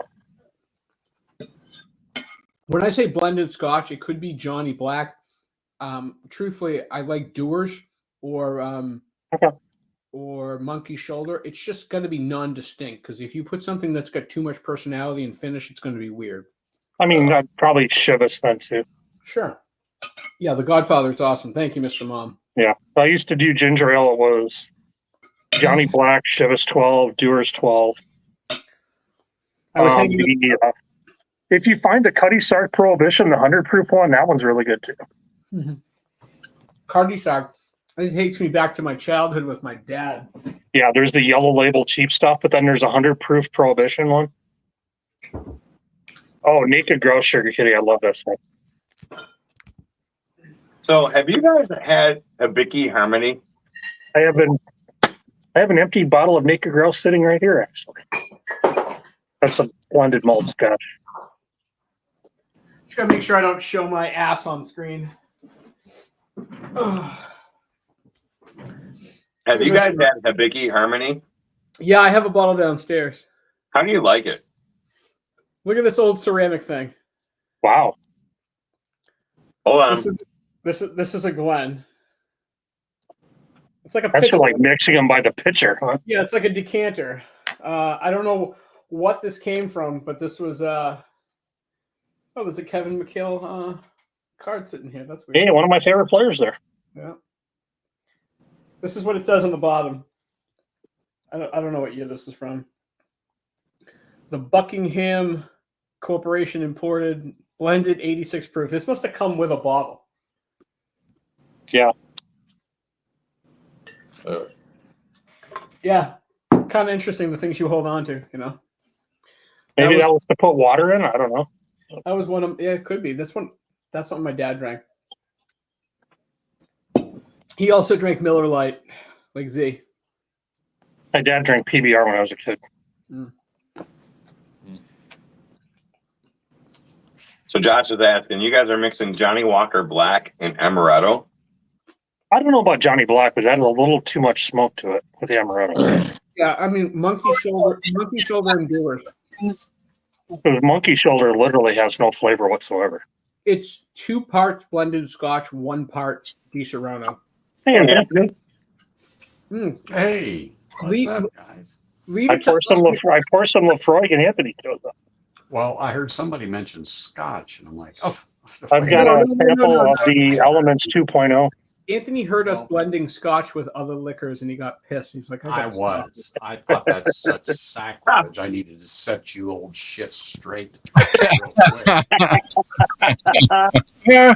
I mean, so Come to the computer and whip just- somebody's ass. Yep. I just figured I better tell you all that Chris and Lil said to tell you hello. Saw Big Vic. I left them a few hours ago. Is Vic not going live tonight? I doubt it. He's here in Vegas. Yeah, I didn't see a thumbnail, so. Yeah, he's not. He's in Vegas. Is he plastered? No. We were at Liquor Lineup. We did our I know that I wasn't able to get down to Illinois to meet them up, so there's a package waiting for me in Illinois right now. Okay. Oh, okay. But That I was was another idea. then I went and So what was going on at Liquor did my Lineup? normal. I picked up I didn't bring it in the room here, but I picked up a store pick 1792 bottled and bond. Oh, those are good. They are. Have another I've idea. never opened one, but I have had a few. So I think the know bottled and bond are my favorite store picks. So the foolproofs are magnificent. I've got one. Yeah. Well, that's a bottled and bond. It's open, but it's not a pick. But there's Do you get a lot of that cherry note on those foolproof picks? Oh yeah, especially after they open up. Mhm. Especially after they open up. I mean, they're really something. The one that surprised me the most with a real cherry note was a good 2/3 of the way into the bottle. So there was probably about that much left. It was a Wilderness Trail standard, and I just pushed it back on the shelf. One of those things, you keep adding bottles, so it goes to the back. And then one day I was on a stream with somebody, I don't remember who, but they poured it. And I'm like, you know what? I've got some somewhere. Let me go find it. I haven't touched it in a dog's age. So long and short of it is I found it, I pulled it out, and I poured some in a Glen, and I was like, oh my gosh. It's hard. I thought it was good just the way it was, but like 8-9 months since I touched it. Oh my God. Dude, it's been 8 or 9 months since you touched it? Jesus. Eh? What can I say? You poor thing. So Anthony, It happens. Shona Card is asking, they're going to be in Vegas. Are there any good spots to hunt? Do you give out spots? Oh yeah.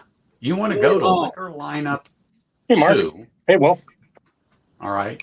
Liquor Joe. Lineup 2. What's up, And Mr. that's Great on Shop? Ann and Hanging. Decatur is the major cross street. And it's a really great place. And of course, if you're going to be on the strip, there is nothing affordable. Remember that. Mhm. Nothing. However, past Mandalay Bay, I say past Mandalay Bay, you're not walking, is a Total Wine, and they're not outrageous. Just drive to North Las Vegas. For the love of God, just tell them. That's true. Well, I did. I'm giving them their options. They may not want to drive out here, but Liquor Lineup, but that Total Wine out there, I do go to, but it's usually kicking and screaming. And that's only because, one, it's on the strip, and I'm totally the other end.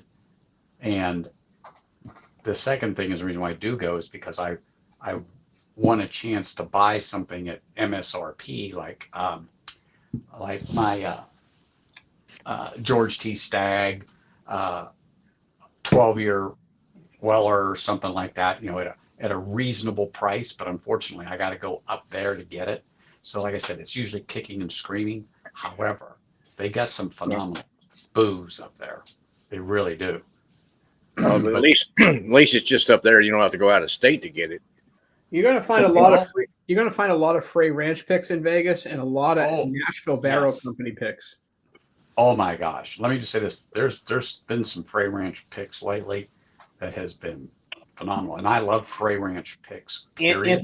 Anthony, the one I got and brought home was not good. Yeah. What? Oh, it is like drinking dirt. Ooh. Where'd They're you very get herbal. that? I don't know. I don't know where it is. I'm gonna Did dump you get it from Corey's? No, it was from a bigger store. Okay. Like normal dirt or like barnyard dirt?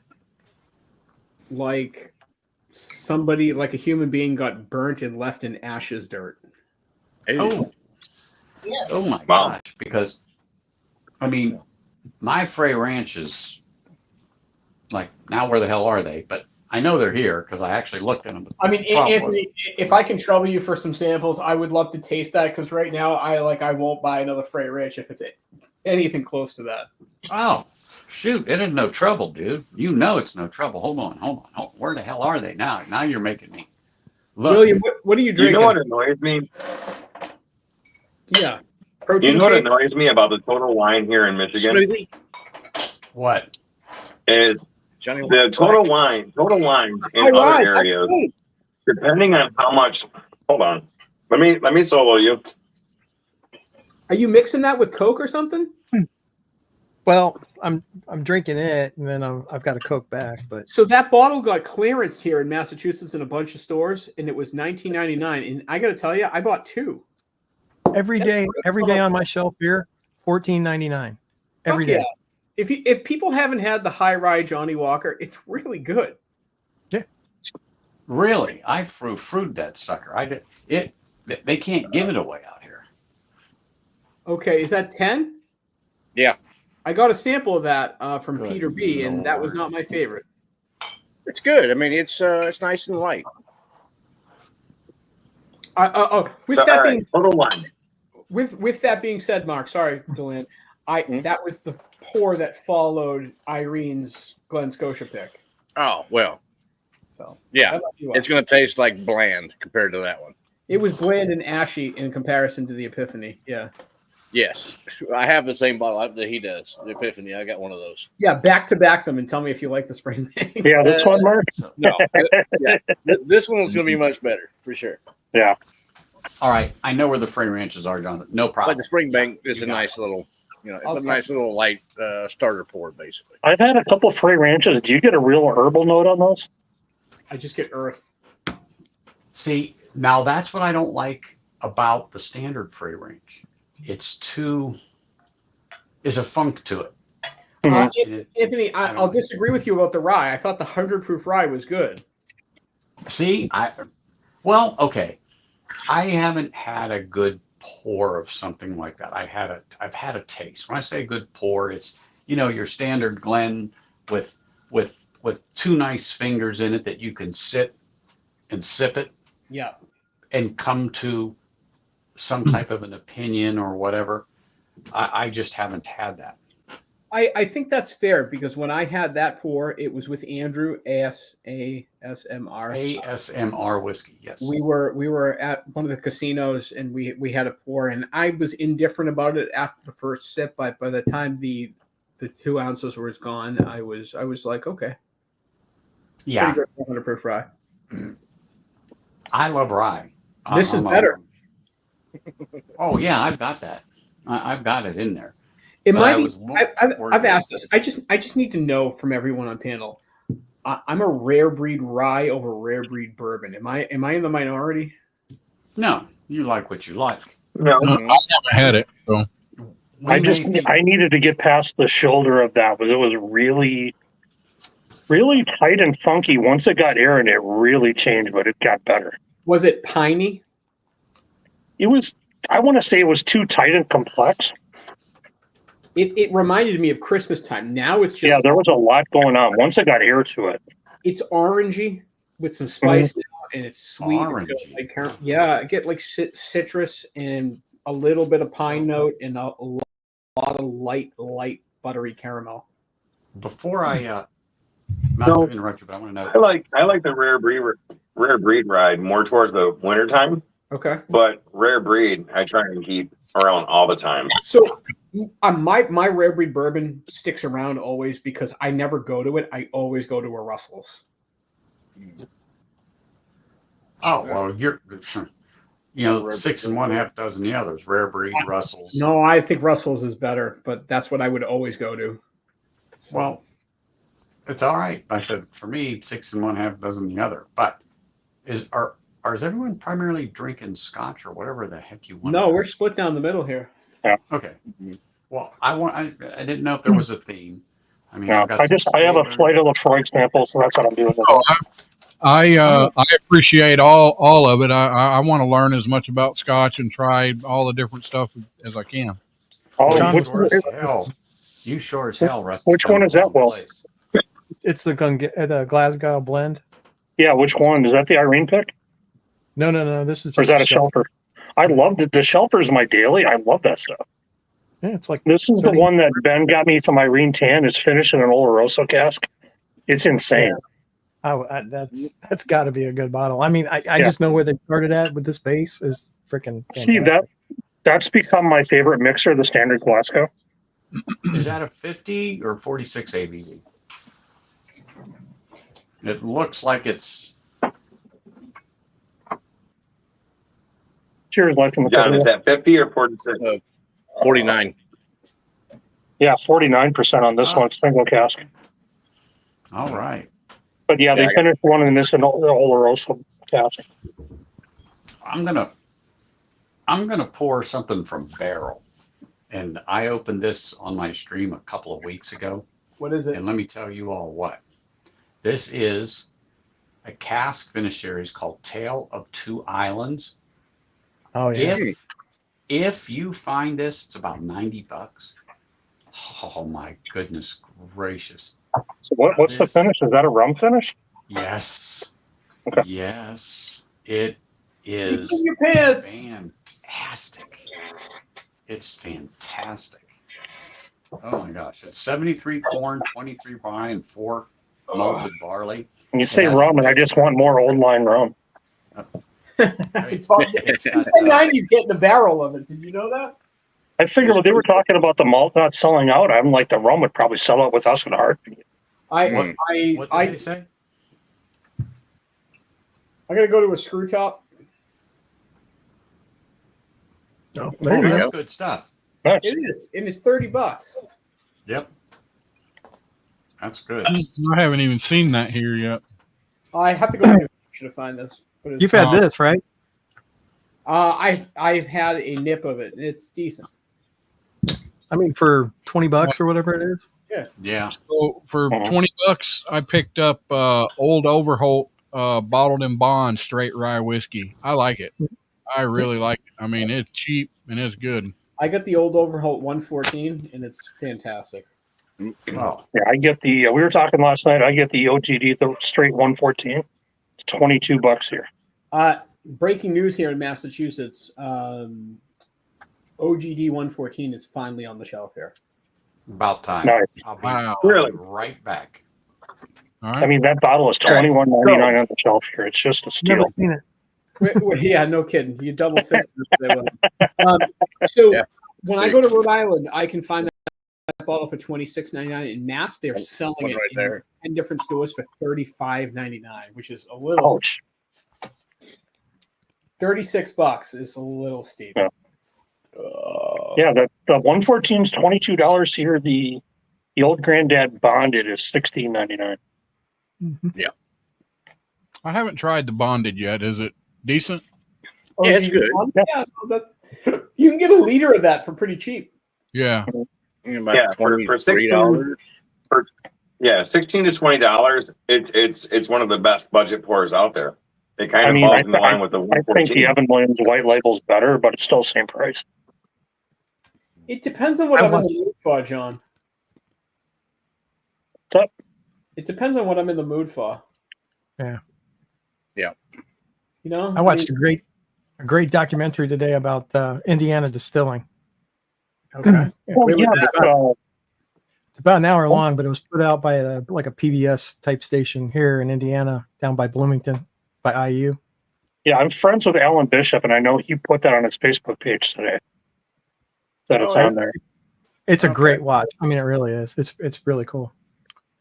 I don't remember where I watched it, but it was on one of the paid services, and it was all about Scotch and like 4 or 5 different distilleries and how they'd done. It was really freaking interesting. I know There's a Ardbeg. lot of good Scotch documentaries out there. Yeah, dude, it was. I was fascinated by it. It just, the way There's the old some way. they good. do- I'll send you a link. There's some good bourbon ones out there that go way back to the 1700s with the history. That's really good to watch. Yeah. If you're a history nut. Oh, I am. Yeah, I haven't Really? been getting the barrel stuff. I haven't tried because it's freaking $80 and $90, and I'm like, God dang, man, I just don't want to spend that much on a freaking bottle. Yeah. And Eating here's a $1 question. $50, $60. All right, hold on. Here's a question that I'm going to ask probably when Anthony comes back because I want everybody's consensus. Talking to Shona in the chat, we agree we both have been passing on barrel and we don't know why. So, is it that good? Is it worth the money that you've got to put out for it? And if you've never had it, would you buy it? Because I've been passing on it there's so many different things out there. And you look at price, and it's like, well, I know this is good for less money. Yeah. Convince me barrel is good. I like the only this one. barrel bottle I own is this one, and it was worth every penny of $85. There you go. Which one is that? I'm with you. This is a Yeah, Seagrass. it's Seagrass Rye. Yeah. Okay. So Phenomenal.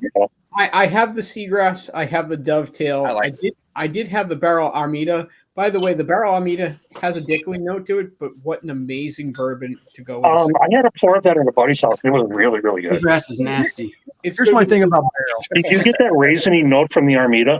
I did. Just- Barrel has too many expressions. They should have renamed that bottle Cigar Blend. Yeah.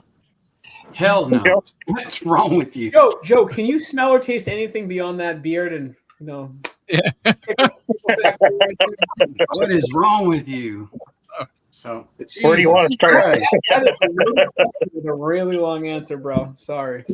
So I'll say this about barrel. You saw this one, He calls cigar. and I think it's fine. I mean, I think it's really good. I also have another, but this is a pick. Okay. Right here from Total Wine, and this was an accident. When I say an accident, this was from on or about 2015 or 16, and I just picked it up last year. It was a lost case in their warehouse. I was just in the right place at the right time when they pulled it out. Yeah, it's $90, but I tell you what, if I'd have known how good this was when I bought it last year, I would have bought whatever they had. And this one is another one they have, and they put it out New Year's. Okay. Not all of them are hitters, some are shitters, but primarily everyone I had is good. And so you can go on their website and you can look at a lot of them and see the profiles, what's in them, and if it appeals to you. And you're right, they can be expensive. So let's just say, for the sake of argument, it's $100. I mean, Rusty ain't gonna reach down in his pocket and go into his sock and pull it out. But for me, That didn't Yes. sound sexual at all. no. If you There can was reach into your nothing- sock and pull it out, man, you got something going there. Hey, there was nothing to that, Russ. I just want them to know that. You know where their minds go. I know. Okay. So, The barrels, but the barrels that I've I- had are good, yes. but there's so many of them, and it's like I feel like every time I look at it, it's a gamble. Am I going to like this? It Am I is. not? There's so Now, many different there's- expressions that it's just. There's another one out there. I think it's 36 is the number on it. Mhm. Literally. Okay. That's Yeah, another there's one. batch numbers. The last one I had was So- 30. Well, 36 seems to be the one that is like a real hitter. Mhm. And I think Mash and Drum Jason even pointed it out a couple of weeks ago when I was lurking on his stream. He made mention of barrel, and I think that was the number. And I've seen it. I forgot to even look for it today when I was out and about. I mean, Anthony, I'm very particular to batch one. Batch one. Yeah, I finished a bottle of batch one maybe like last year. It was delicious. Oh, well, Oh, you can't compare. I get it. I understand. yeah, you can't compare, but that's the problem. Now, this one is the second barrel they ever did back then for this pick. This is barrel 2, Mm-hmm. and it's an 8-year, 6-month MGP at 123.5 proof, How much was that bottle?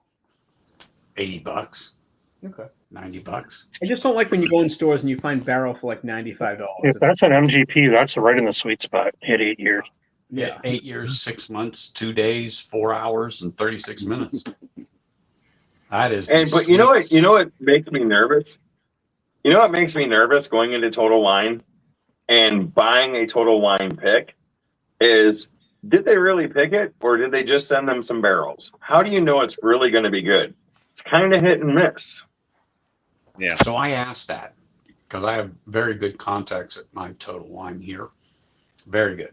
I'm not saying that I trade samples or anything like that. We wouldn't do that. Anyway, he said they actually do have people that pick it, but some of them couldn't pick their own nose. Yeah. My expression, not his exact words, but I'm just paraphrasing for making it easy for everyone to understand. So yeah, he's been disappointed with some of the things they picked, because when he does get them, it's not that he offers them or they have them to give. You know, it's a lot of times you go there, they say, hey, try before you buy. But remember, it's got to be their spirits direct, and they have to have so much on hand anyway. However, I have the relationship that when I go in there, sometimes I get a 30-year-old Scotch instead. They give me a sample of it. Yes. So I have gotten to taste quite a few different things, and some of them picks, they're good if they were probably a little less. So let's just say $100 was the number. They're more of a $60 range or something like that, maybe even 70, maybe. But then the Frey Ranch one I got, I do believe that's one of them is a total wine pick, Jonathan, and the other one's a liquor lineup. So I'll make sure that I drop those off at your house. But they're, like I said, for the most part, they're decent. But, you know, if you can't get a sip or you don't know somebody there that you can trust, and I've been dealing with this guy for a while, and I remember I talked to him for a good hour today about some stuff that they have coming and, you know, when their next shipment of things are coming in. But anyway, so it's like anywhere else. You get a pick. They could either be good or they could be bad. The thing is, you've got to have a fantastic relationship, or each state does it differently, because I feel like there's a few people at Total Wine that I have a good relationship with. They know me when when I'm in there, and like you, we talk. Sometimes if they're with a customer and the customer's asking them about a certain product, and if I know, we'll kind of talk it through with the customer together. But there's been a few things where I've asked if they had a sample, because I would like to try the pick, but I just don't trust them. But what they end up doing is, ours in Michigan, they tell you now, we can't give you a sample, but what we can do is take the spritzer bottle, spray it into a little plastic cup so you can at least smell it. And that's what they're doing here in Michigan, and I don't like that. That's just odd. Wait a minute, like a spray bottle for Windex, and they spray it into. But it's like, yes, it is like. Hold on. Oh, like a cologne bottle. Keep spraying. Keep spraying. Yeah. It is like a sample bottle, okay, with a sprayer on it. Yeah. Oh. And then they will spray it into like a little plastic cup so you can smell it. You can't actually taste it. You can only like nose it or lick the cup. Hey Joe, in the next tournament, right? You with the spritzer bottle, you got to tell the proof when they spray your anus. What's that? Did you say something? Yeah, that was me. Sorry. You look like a mole or something. You look weird today. What is up with your face? What's going on here? I have no idea. It looks really weird on screen right now. I'm the only person on screen that doesn't have any facial hair. Maybe that has something to do with it. Yeah. There's some oh my God. That's scary looking.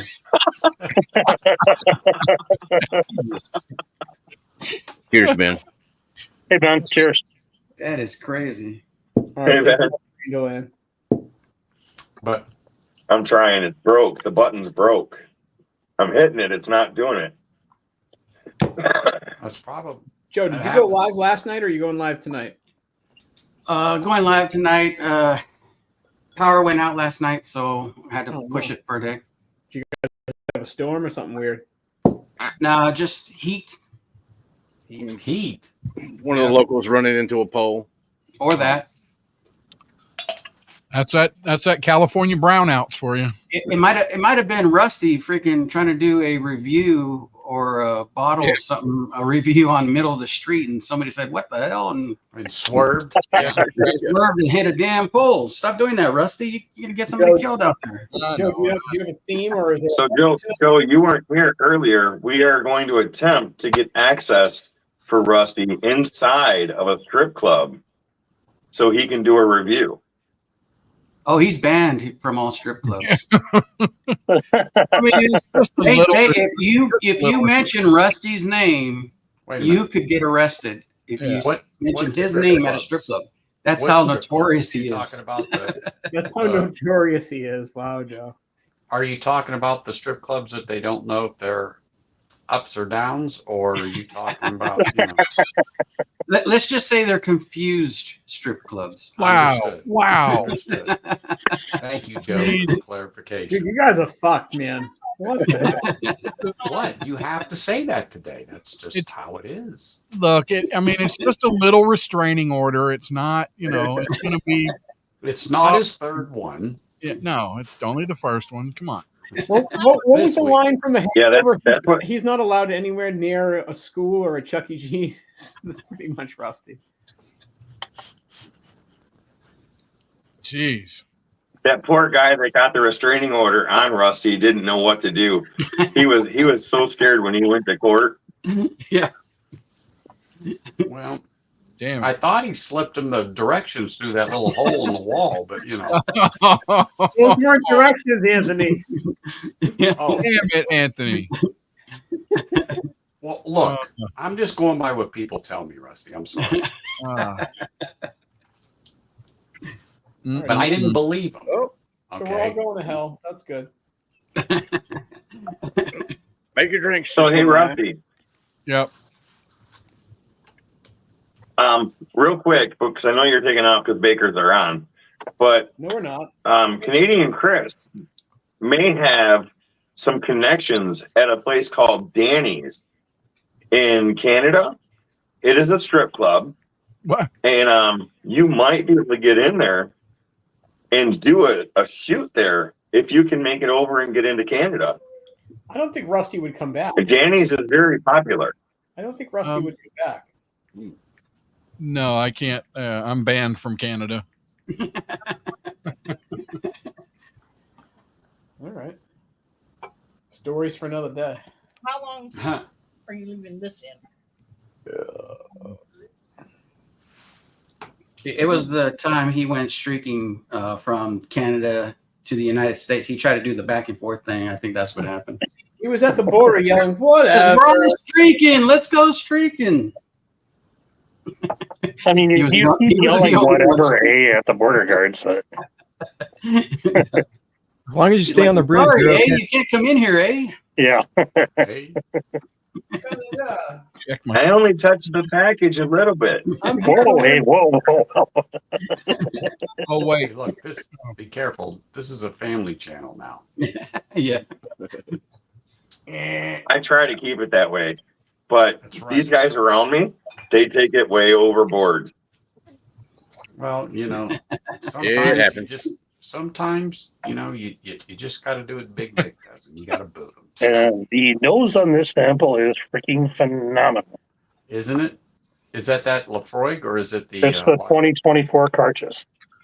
I Yep. know. Well, It's a good one. Oh, so he delivered the package.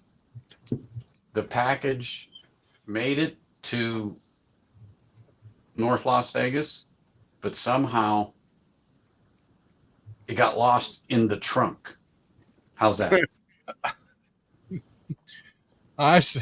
How do you lose something in the trunk? Mr. Mom. I don't know, but it was supposed to have been here Friday, and I told him make sure he delivers it to my access point. He said no problem. I went and checked, and they go, "We don't know what you're talking about."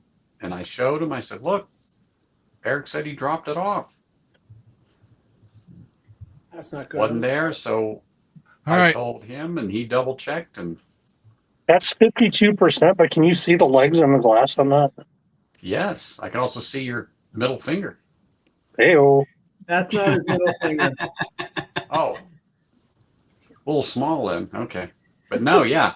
No, it's dark, John. Anthony, you're a There good you go. sport. If you couldn't see it, he'd give you a close up. But no, it looks nice. Oh, Yeah. it smells just phenomenal. Oh my God. Yep. I had to get me a bottle. Nice. Oh, you tried this already, Mark? Nice. Yep. Nice. Hey, Mark. Everyone said Tire Fire was their worst whiskey ever drank. Stream. That's one that would be a drain pour, but it was so bad. I'm like, y'all got to try this shit. Yeah. Hey, Malort was better than that shit. Oh yeah, I haven't tried Malort yet. I've been I'm looking at the barrel aged Malort. I'm like, well, maybe that's better. I'll try that one. Don't. It's so dumb. There's a large grocery store chain in Green Bay here that keeps it behind the counter.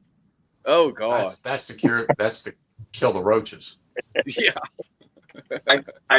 I tried asking this earlier, so I'm going to ask you guys now. Who has had the Hibiki Harmony Japanese whiskey? I have. Yeah. Anybody? Right here. Did you like it? Yes. Yeah. Because this is the only time I've had it. Somebody sent me a sample, and I tried it today, and I thought it was delicious. It for me, it was like honey and citrus, and then this like single malt Scotch with just a touch of peat. Hey, all the way in the back end that just came through. Am I wrong on that? No, you're not. It's just very, very light and insignificant compared to other things. It's very delicate. And it's not a peat per se. No. Right. Yeah. Kind of like a smoke. Yes. A barrel char. Let's put it that way. Something along that line. But yes. Which one was it? Oh, Mark, that tastes wonderful. The first time I had Vicky was in join you. And they were just swearing by it, and it was okay, but there's a lot of other stuff I like better, for sure. Yeah. Now there's Nika by the Barrel. I think it's called Nika by the Barrel. From the Barrel. Okay. Nika Now from the that Barrel. It's like for about 50, $90 bucks. Yeah. Well, here it's $79 to $90, depending on Yeah, where I you have go. that downstairs. It's 104 proof.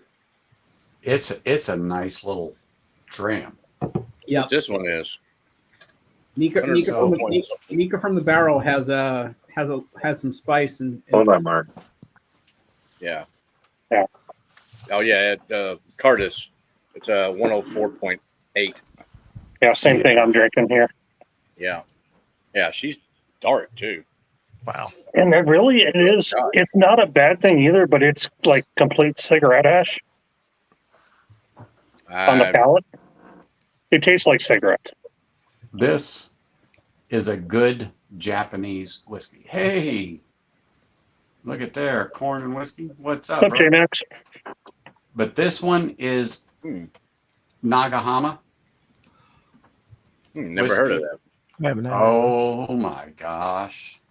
It is really good for about $50 if you can find it. Okay. Yeah. Of course, Total Wine is where it was.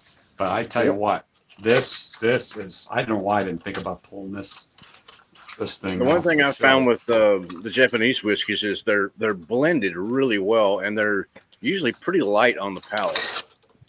It's pretty light, but you can tell there's not much left in the darn thing. Hey, I'm down little Is there. there an age limit on that? NAS. Yeah. But oh my gosh, is this fruit and sweet, Mm-hmm. non-chill filtered, viscous? And it's 43 ABV, so it's all right. It's all right. This one's NAS, and if you like a lightly peated Japanese, this Nika Yoichi. Yoichi, yep. Yeah, I've seen that. Oh, this one's great. Reminds her like maybe a Talisker or something. It's just lightly peated. Yeah, this. I work I'm for just a going to start Japanese buying company. all Japanese whiskey. I work for a Japanese company, and when they come over here, they just stock up on all the American stuff and take it back. Oh yeah. Well, over there, Singleton, Scotch, Jura, Mhm.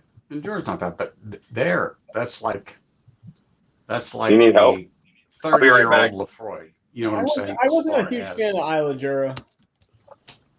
I've had some pours. The ones I've had, I thought it was fine.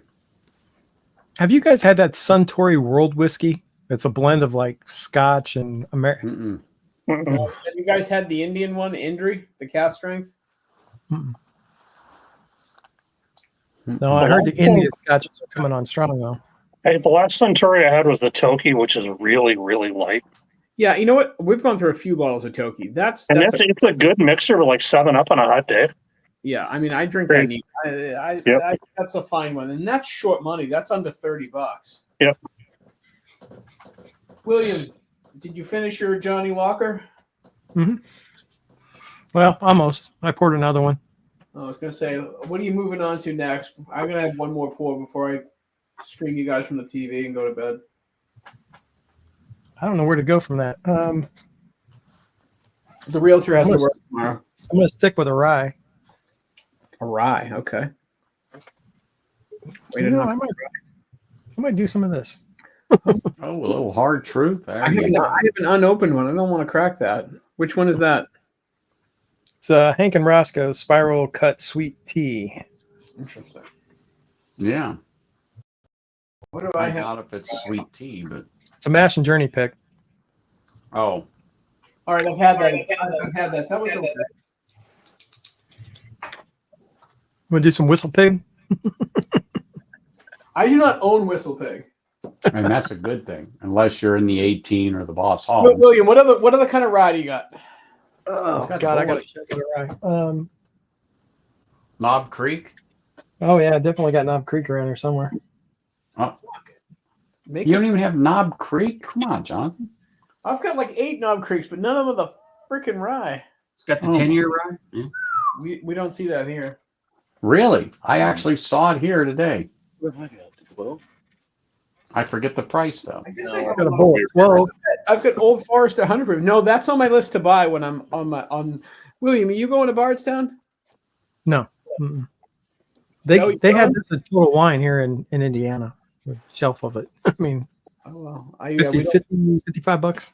I haven't seen That that. bullet rye is delicious. It's delicious. So's bullet bourbon. Let's see.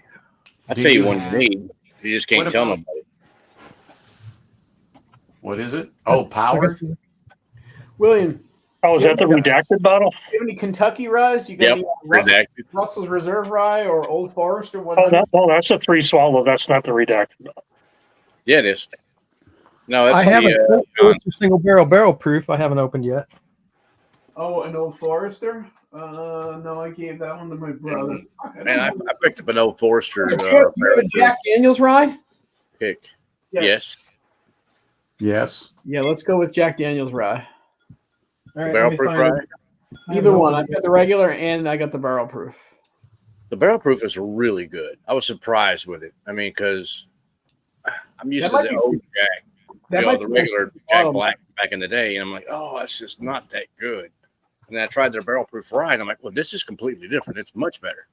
Oh yeah. Once you try those from Jack Daniels, you can't Exactly, Katie. you can't Mark- go backwards. Mark, I did this damage in like Yeah. 3 days. That's it. You're a little slow there. mine's pretty close to the same level there. Yeah. About the Well, I went from having none, and Big Vic shipped me a case because my friends wanted them, and then I bought 2 more in Connecticut, so I've got 2.5 bottles. So, There you go. so what do we got for stats on yours, William? This is a 134.7. Oh wow, I got a 130.3. So you best me there. Where's the tag from? Does it say Barrel House? Oh, I feel bad now. Mine's only 129.2. Kick It's them an- off the screen. Mine is Sorry, I'm back. mine's 130.9. What does it say on the neck tag for Barrel It House? says doesn't say Short barrel end of the house. Yeah, go in, zoom into mine. Oh, It should say Barrel House. 218. mine is Rick number R10. I got a No, one there's- dash 36. Bottle I don't know what age. that means. Yeah, One dash barrel zero. So if it's 218. if it's God, I wish I had my bottle here. You're talking about the Jack Daniels? Mm-hmm. Yeah. I think if it's 2 through 13, it's from the Coy Hill warehouse. Anything other than that, it's not. It's from a different Rick House. 200 to 213. No, 2 to 13. So the number 2. Okay. to Gotcha. between 2 and 13. It's in the Coy Hill. If it's outside of that, then it's not. Oh, I got you. Oh, like mine was 218 or something like that. Should we still call Yeah, no, Rusty sorry. even though we got another strain? Well, Rusty's Come probably on Baker Creek. Yeah, you got Rusty's phone Oh, number. I Going should to talk probably- about him. Oh, yeah. Yeah, I should probably stop that, huh? You want me to call him? Or we could. No, I can't. I'm not. Everybody should call them. Is 107. Oh, there you go, Josh. But like I said, mine was bottled on 9/8 of 20. Oh, wow. So tomorrow. But it's 60. What did I say? It's 130. 130.9. Yep. I Looks a little like it. dusty. Yeah. Well, it's got to the back of the shelf. I had to dig it out. No, we're drinking rye. I know. Yeah. But I think this one's like right below where Josh got his. He had a 107, and I've got a 1-06. So I've got a 1-09, and I've been told that this is from the Coy Hill area, and it's much sweeter than the ones I bought in Connecticut. Flexing. Income. Hold on. this is the. What is it? This is the. Single barrel? Yeah. Oh, special Is it reserve. 2015? Yep. Special reserve That's really coming in good. at 132.3. You haven't opened that. Never. It's collecting dust. It's a dusty. From 11/9/20 is when it was dumped. I've had Wow. I've had pours, so I haven't had a need to open it. But someone offered me once a pretty good trade, but I just wasn't interested. What were you And offering I as a trade? I have the. E.H. Taylor. An E.H. Taylor single barrel, but Oh. I have it. So I was like, Anthony, is that the Heritage one? Mine's 11/5/20. mine is 11/9/20. Do you want an E.H. Taylor? So Barrel 130.4 proof. What was that, Jonathan? I'm sorry. Do you want an E.H. Taylor barrel proof for yours? Maybe. Anthony, I will say that's literally the best rye I've ever had. I tell you what, I've had sips, people drop samples off since I live in Vegas. You know, it's pretty easy to, people come up here and they'll drop them off or we meet up. But that's the only reason why I never popped this was because like, oh, wow, this stuff's pretty good. This No, stuff's pretty good. Anthony, you didn't pop it because you're going to trade it to me. I have the you know, Heritage that Rye might at be home true. from 23, Yeah. and it's really good. I really enjoy that. It's Yeah, you should open, keep it's that, getting Anthony. drank, but I only pull it out once in a while. I love this. 23, was that the twice barreled rye? Didn't we just go down Yes. that road Okay. not too long ago? Okay. Oh, that twice barreled rye was phenomenal. Yes. I have to tell you, this is one of my favorite pours in the last 12 months.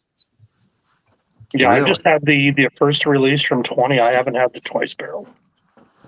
God, that is so sweet. William, I described the rye spice like it's going like this, but it's like a contained blast. It doesn't like, it's not sharp, but it's really full. Oh, man. You don't even need a shaker for that one. That's a special pour. That is special. Oh hell, I'm gonna hide that back in the box I found it in. Cheers, Kitty. Have a good night. Meow meow. Oh, Put that yeah, back in Peter that box. White. Peter White, that Heritage is the best rye I've ever had. I mean, I got that. So I got if Rusty was actually live on Baker Drinks, I would say yes, everybody call him. But because he's not on the panel yet, I say we hold off. But once he goes So on the that's panel, why- if we're still here, Oh, put the number back up and we'll all call it. If he's on the panel, you should call him live, and we'll all tell him to suck one. well, no, I don't want to do that. But and I can't call him because I'm using my phone for the recording. So Well, John Kranz can call. Yep. I know. I'll just say there's a whole bunch of your cousins waiting for you here. Yeah. Twice removed. Twice removed. I'll call him about his extended warranty. Yeah. Anthony, they're in Alabama. They have to be removed once in a while. Oh, that's nothing unusual in Alabama. Joe, we're all drinking Jack Daniel's rye. You gonna have some with us? Sure. Nice. I'm really regretting. I've had those bottles for. I've got 2 bottles that I've had them for at least 6 months, maybe 8. I can't pour the JD because I'm drinking Lafroig right now. I'm with him. That's going to be completely different. I've got another Lafroig. This is a devil's batch. What is it? I'm going to be Devil's drinking batch Pico of Jack Daniel's single barrel rye. It's 66.6. Dang. Nice. hold on, Joe. I'll follow you. Ooh. It's hard to keep up with like 6 people. 66.6. 66.6. Dan Shook, when we did our battle on my stream, he picked this over Booker's Rye. Oh, that's a mistake. Come on. What's the date on that one, Joe? You haven't had this Devil's Batch? How would you know? I've had Booker's rye. Yeah, what's the date on that one? It's on the neck. Yeah, I know. Okay. You mean bottle or Yeah, the bottling date. 11/10/20? Okay, well, mine is a 10/5. Yeah, 10/5/20, but it's pretty close. The Booker's rye was the best whiskey I've ever put in my mouth. I still think this JD was the best rye I've ever had. What's funny is Joe's, yours, and mine are literally days apart. Mhm. Days. Same month, same year, just a few days. And the fact that I got that at $65 is insane. And asshole. I'm not saying that I agree with Shook. I'm only saying that he picked this one over Booker's Rye. I'm not saying I agree with that. Oh yeah, wait a minute. So Dan Shook is never confused at all. Never. Was he drinking? We were having a battle on screen. Yeah. Joe, I'm are you talking about going? before. Joe, are you going to Bardstown? I was thinking of it, but I'm not sure. Probably not. Okay. And Mark, I thought you were going, right? No, Oh wow. Who is I'm stuck down here in Texas. deep in the heart of Wait. Texas? When is it? End of this month. Oh, okay. September, 2 weeks. September. Hochstetter 16 Family Reserve rye over Booker's rye, but it was close. Okay. I don't know See. what that is. Wow. No. I got a few things coming up, especially in October. A bachelor's ball coming up, like the 12th. I want to go to I'm a big fan of those guys. Yeah. Well, it's mainly just Rex now. I mean, Yeah. because Daniel's back to the whole vault Yeah. Yeah, there was like the whole legal thing about that. thing. Mm-hmm. Which is fun. I mean, Irene's there and Brianna's crazy. So. Oh, yeah. Irene's doing a lot of picks and stuff for him now and blends. So that's good. I remember I've met both those guys and, Brianna and what's her name before she left? the redhead. Yeah, she went to blend for Balcones. Why? Yeah, I can't Oh, remember her name sorry. now. It's just because it's balconies and I can't see anyone just. Well, I mean, she was working for them for quite a while. We're my wife and I had taken a trip to Spain in October, and we're just to go to the duty free shops. You know. Yeah, I believe you. Mm-hmm. She thinks. Yeah, Mark, my dad turns 83 next Wednesday, so this bottle is getting opened. Oh, nice. Oh, yeah. Is that the 80s? Come on, John. Is that like 89? Oh, 73. 73. My birth year bottle. I was just going to say that. Who was born then? Yeah, that's my birth year bottle. I was. I was. I was. Born before I, then. say, I think Joe was too. I was -7. I was 5 years old when that bottle came out. You know what? Mark might not have been. There's a very good possibility. No, I was born. 74? Wow, so I'm the youngest person here by far. Holy shit. I was born in Yeah, I was 68. born January 23rd, 1973. No, I'm October 30, 73. Joe, when was your birth year? 73. That's it was my mom's birthday. I was actually born on too. Dang. Look at you I guys. think me and William might be the oldest ones. Anthony, you 73 too? Nope. 69. 69. Oh, that's me, baby. Giggity. Everyone 69. Good year. Yep. So Peter White says he was in high school then. He That's wins. right. You guys heard the joke 96 is the new 69 after inflation, right? That's right. Especially if you're moving to Massachusetts. John, I've got one older than me. True. Same thing. Yeah. But Hey, Yeah, well, that's Peter White, I can 16. get one of those Sixty. Hofstadter 16 years. Is it worth it? You saying it's better than Booker's Rye? Wow. 1963 bottled. You call that the JFK bottle thing? And it's 6 years old, so it was actually distilled in like 57. And it's good. Joe, Ain't nothing wrong with what is the Hochstetter's Rye? I don't know what that For a is. twist off.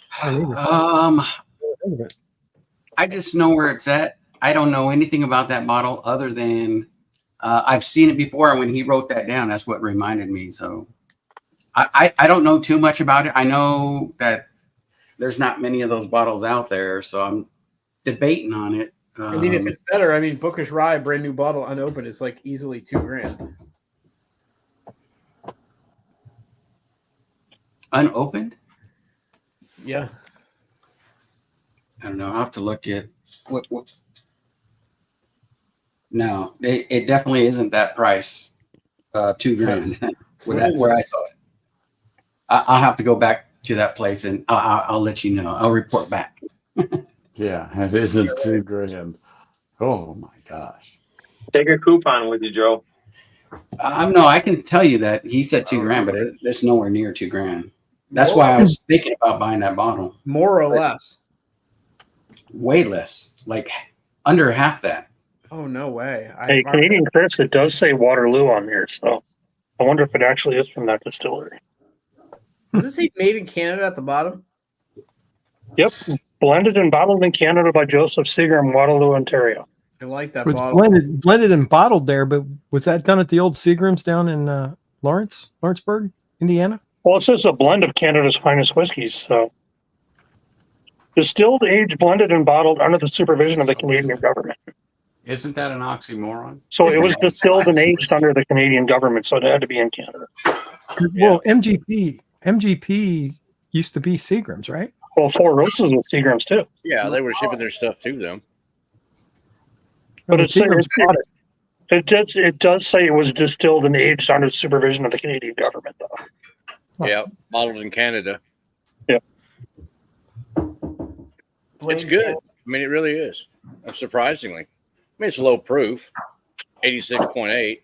From what I've heard from Don Lawrence, Waterloo made the best Crown Royal ever. I used to like Crown back in the day. Nowadays, it's horrible. I don't like it at all. I used to drink Crown by the gallon. Yep. Now I Crown drink and Coke was my whiskey drink back by the way gallon. back in the day. If you find these on a shelf, just buy them. What is it? Crown what? That's a Crown hand selected barrel. It's a 103 proof single barrel. Oh wow, okay. I have not seen that. These are tasty. It's a nice looking bottle too. Apparently, they can't get these in Canada for some reason. Really? I know Donald Rance doesn't like that when I show that one. That's great. I thought they keep all the good stuff in Canada. No, it's because it's imported. You know, just not to Canada. Get it? So, John, you're saying if you find a hand-selected Crown Royal to pick it up because Yeah, it's but they're actually like good. $50 to $60. It's 103 proof. It's not 80 proof. When did It's that a come single out? barrel. Oh God, these have been out for about 10 years. You can usually find those on a shelf somewhere. Oh, Waterloo's closed. Mhm. Okay.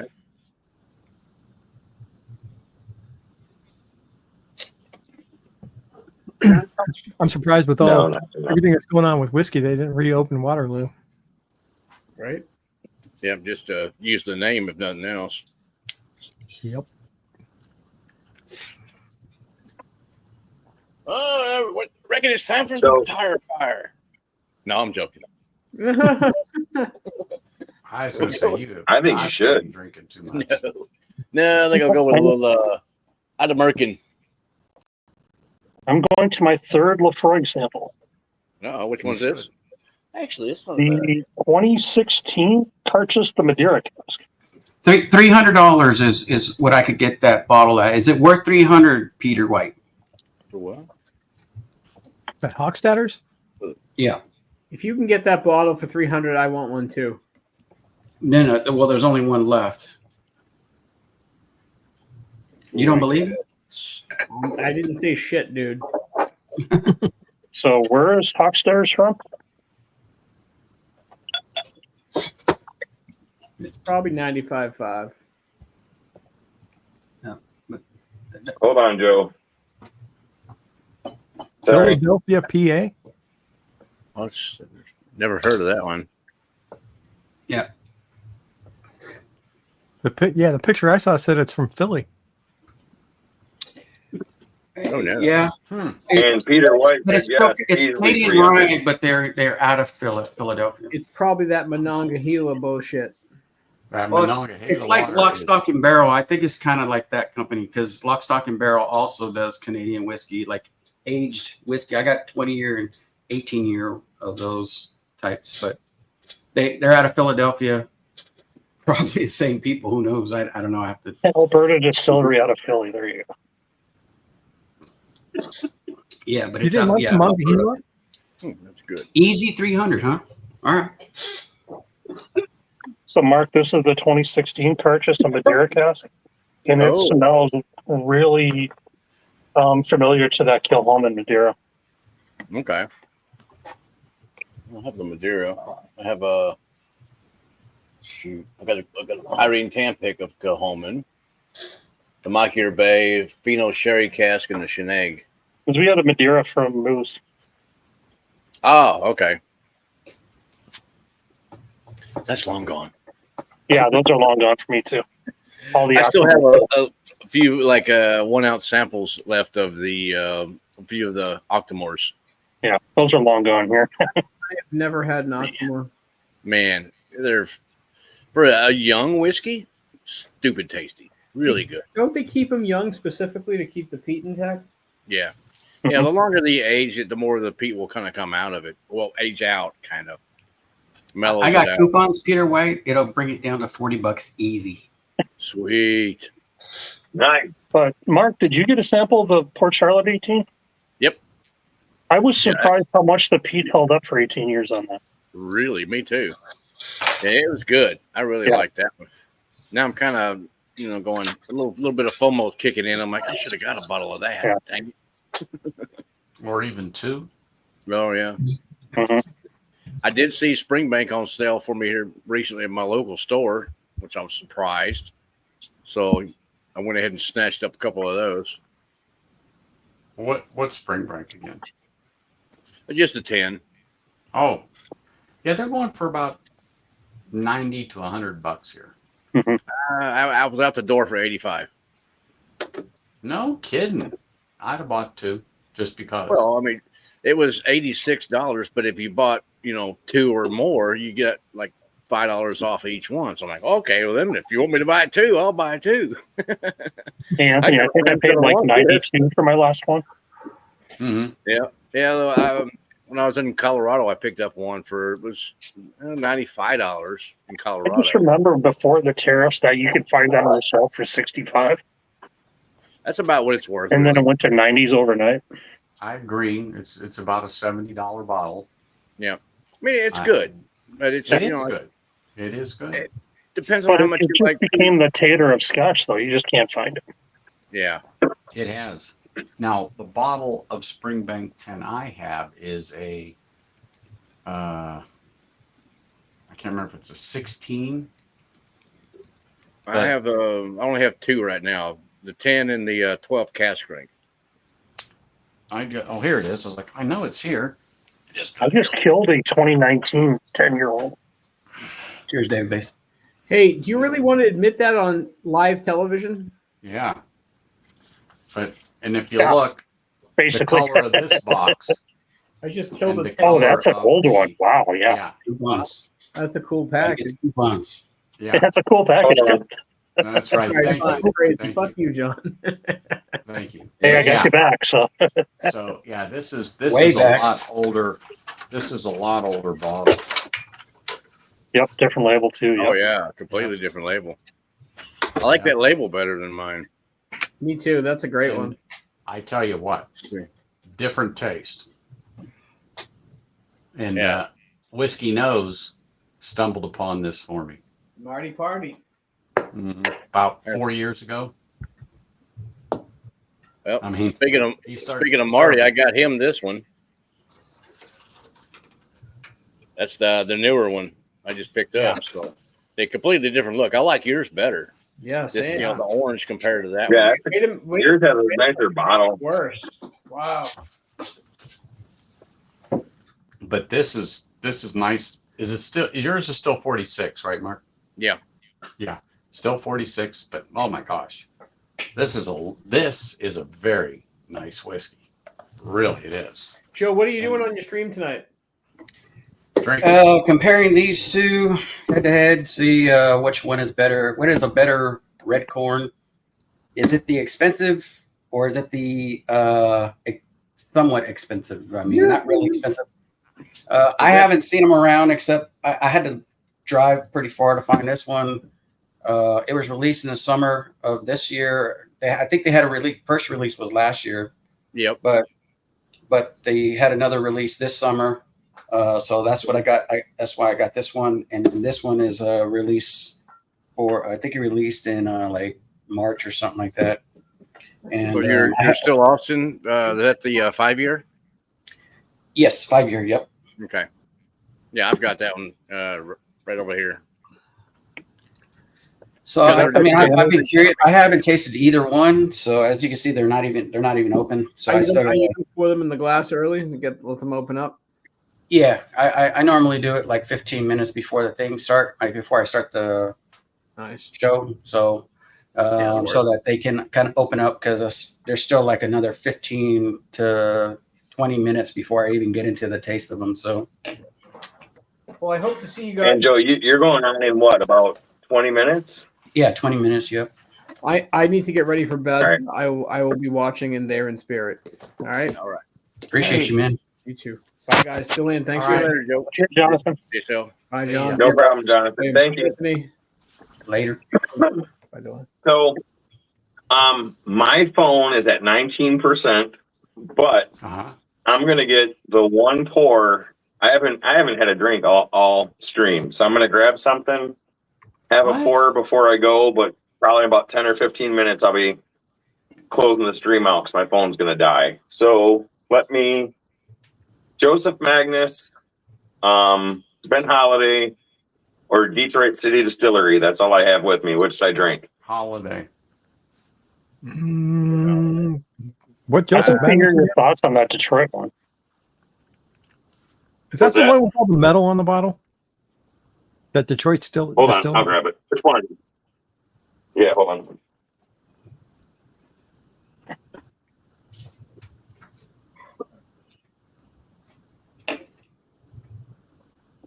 Because that's a single barrel, and I had a pour of 100 proof Detroit Bloody Butcher from Deland that was really good. There's one distillery up there that had just a ton of metal on the bottle. It was a killer bottle. I don't know about the juice in it. I never had any, but I was looking at it. Hey, Jill, is that the standard Jimmy Red Corn you got? No, this is the 10th anniversary. Okay, cool. An interesting looking bottle. Yeah. Even though you're kind of fuzzy. I just thought it was because I had. I'm always fuzzy. So Maybe you might be right. Rusted Crow. it's it is the Detroit City Distillery. It's a barrel proof single barrel, 58% alcohol by volume, 116 proof. Yeah. And it's batch 1, bottle 99. And it's the first time I've seen any of their bourbon over 100. Everything they have is either 100 or less. So when I seen this as a single barrel, I had to grab it. And like John said, the regular 100 proof Butcher Cut was really good. The small bit I've had of this earlier, it kind of like knocked me for a loop because it was just this was everything I wanted the 100 proof to be.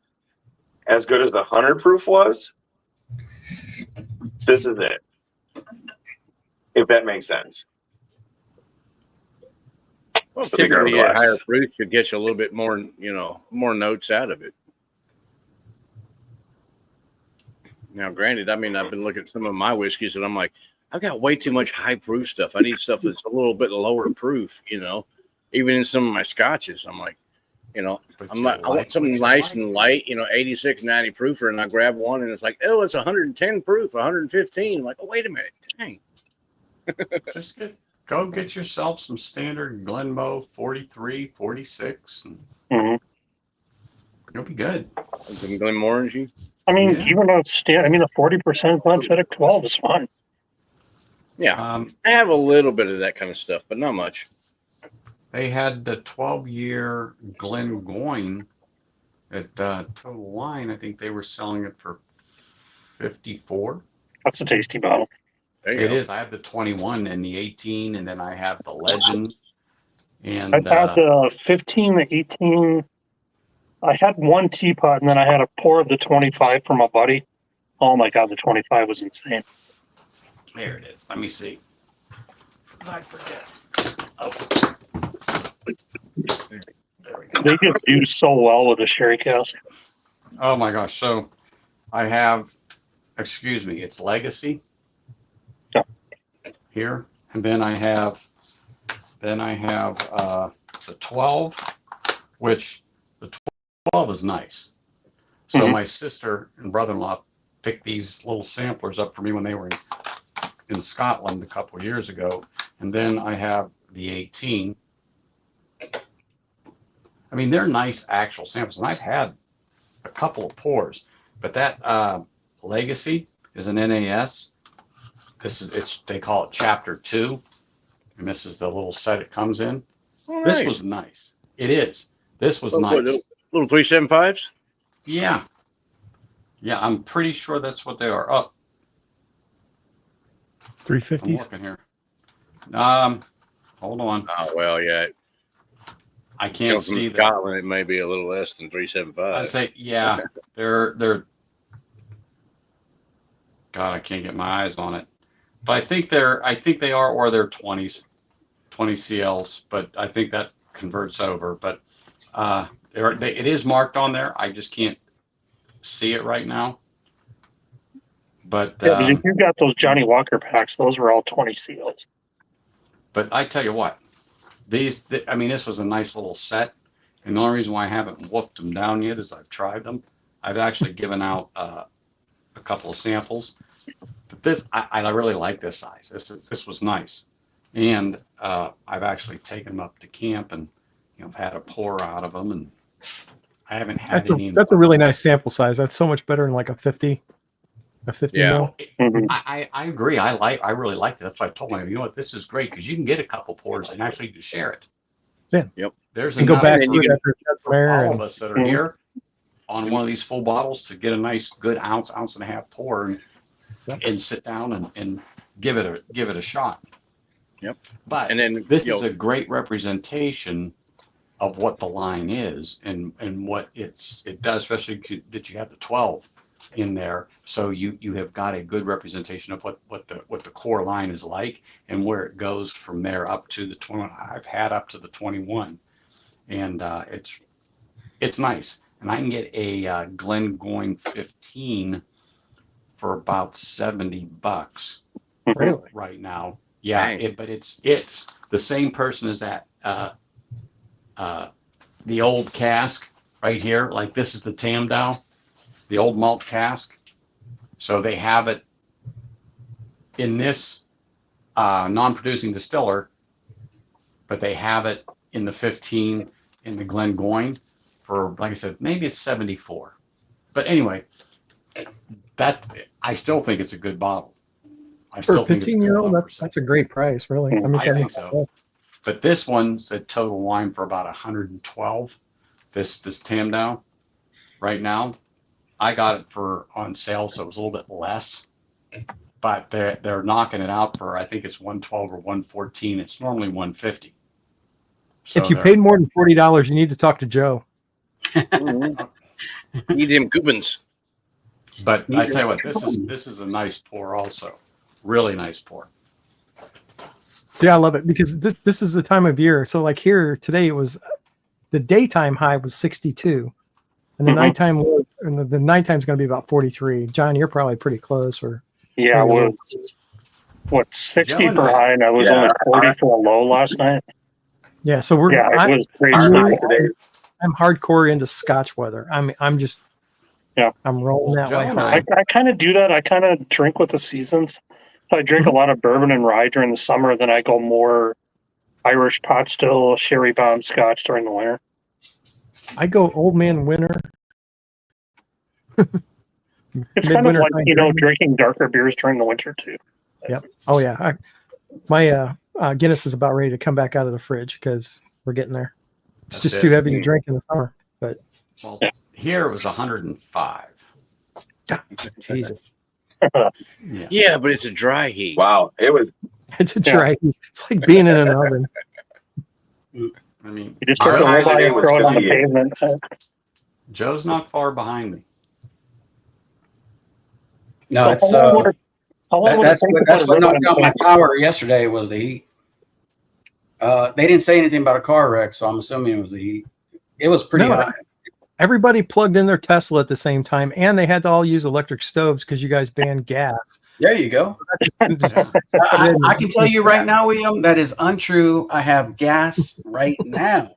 I ate a No. burrito earlier. You Yeah. know? I was just going to say, wrong gas, Joe, but you're in the right ballpark. if you figure out a way to bottle that, let me know.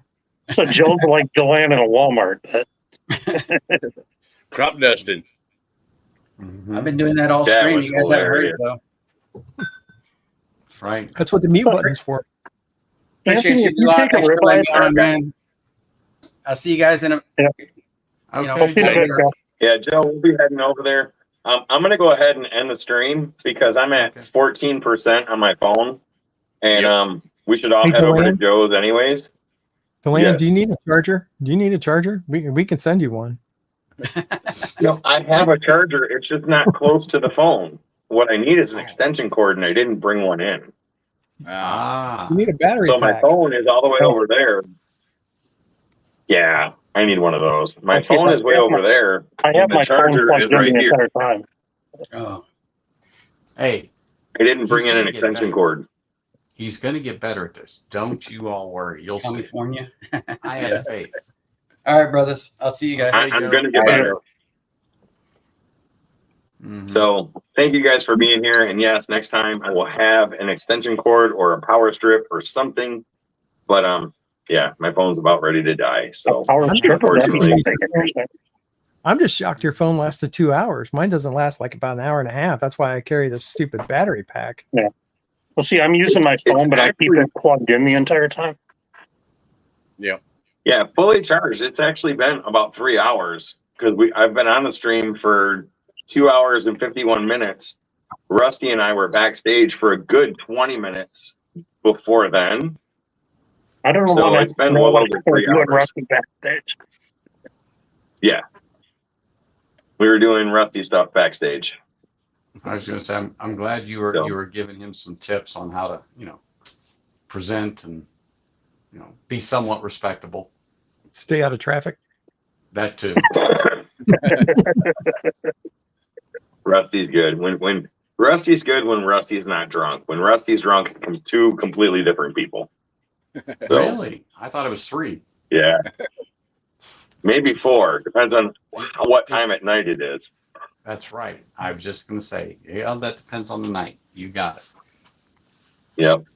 So, guys, thank you very much for being here. Anthony, I'm really glad you came in. I mean, that's great. Well, I just happened to be going on, and all of a sudden, guess what? It popped up that you were on. I went, oh, okay. So I told my wife I'm going to the other room because her nurse is here. She's getting her infusion. So I'm like, well, I'm going to go kill an hour or so, and here we are. So hopefully she'll be done, and we'll go to dinner. There you go. All right. That's my goal. Yeah. You are welcome All right, people. anytime. Okay. Don't threaten me because I'll come. Whoa. Don't be threatening me with a good time. That's right. You see, I got John's attention there. Like, hey, what? Somebody John had to say jumped up. He was like, wait a second. Somebody had to say it. All right, guys. All right. Well, it's been great. All right, we'll see you on Peace, the love, other side. Have a great night. See you over And on I will Joe's. see everybody over at Joe's. Okay. See you, everybody. Bye.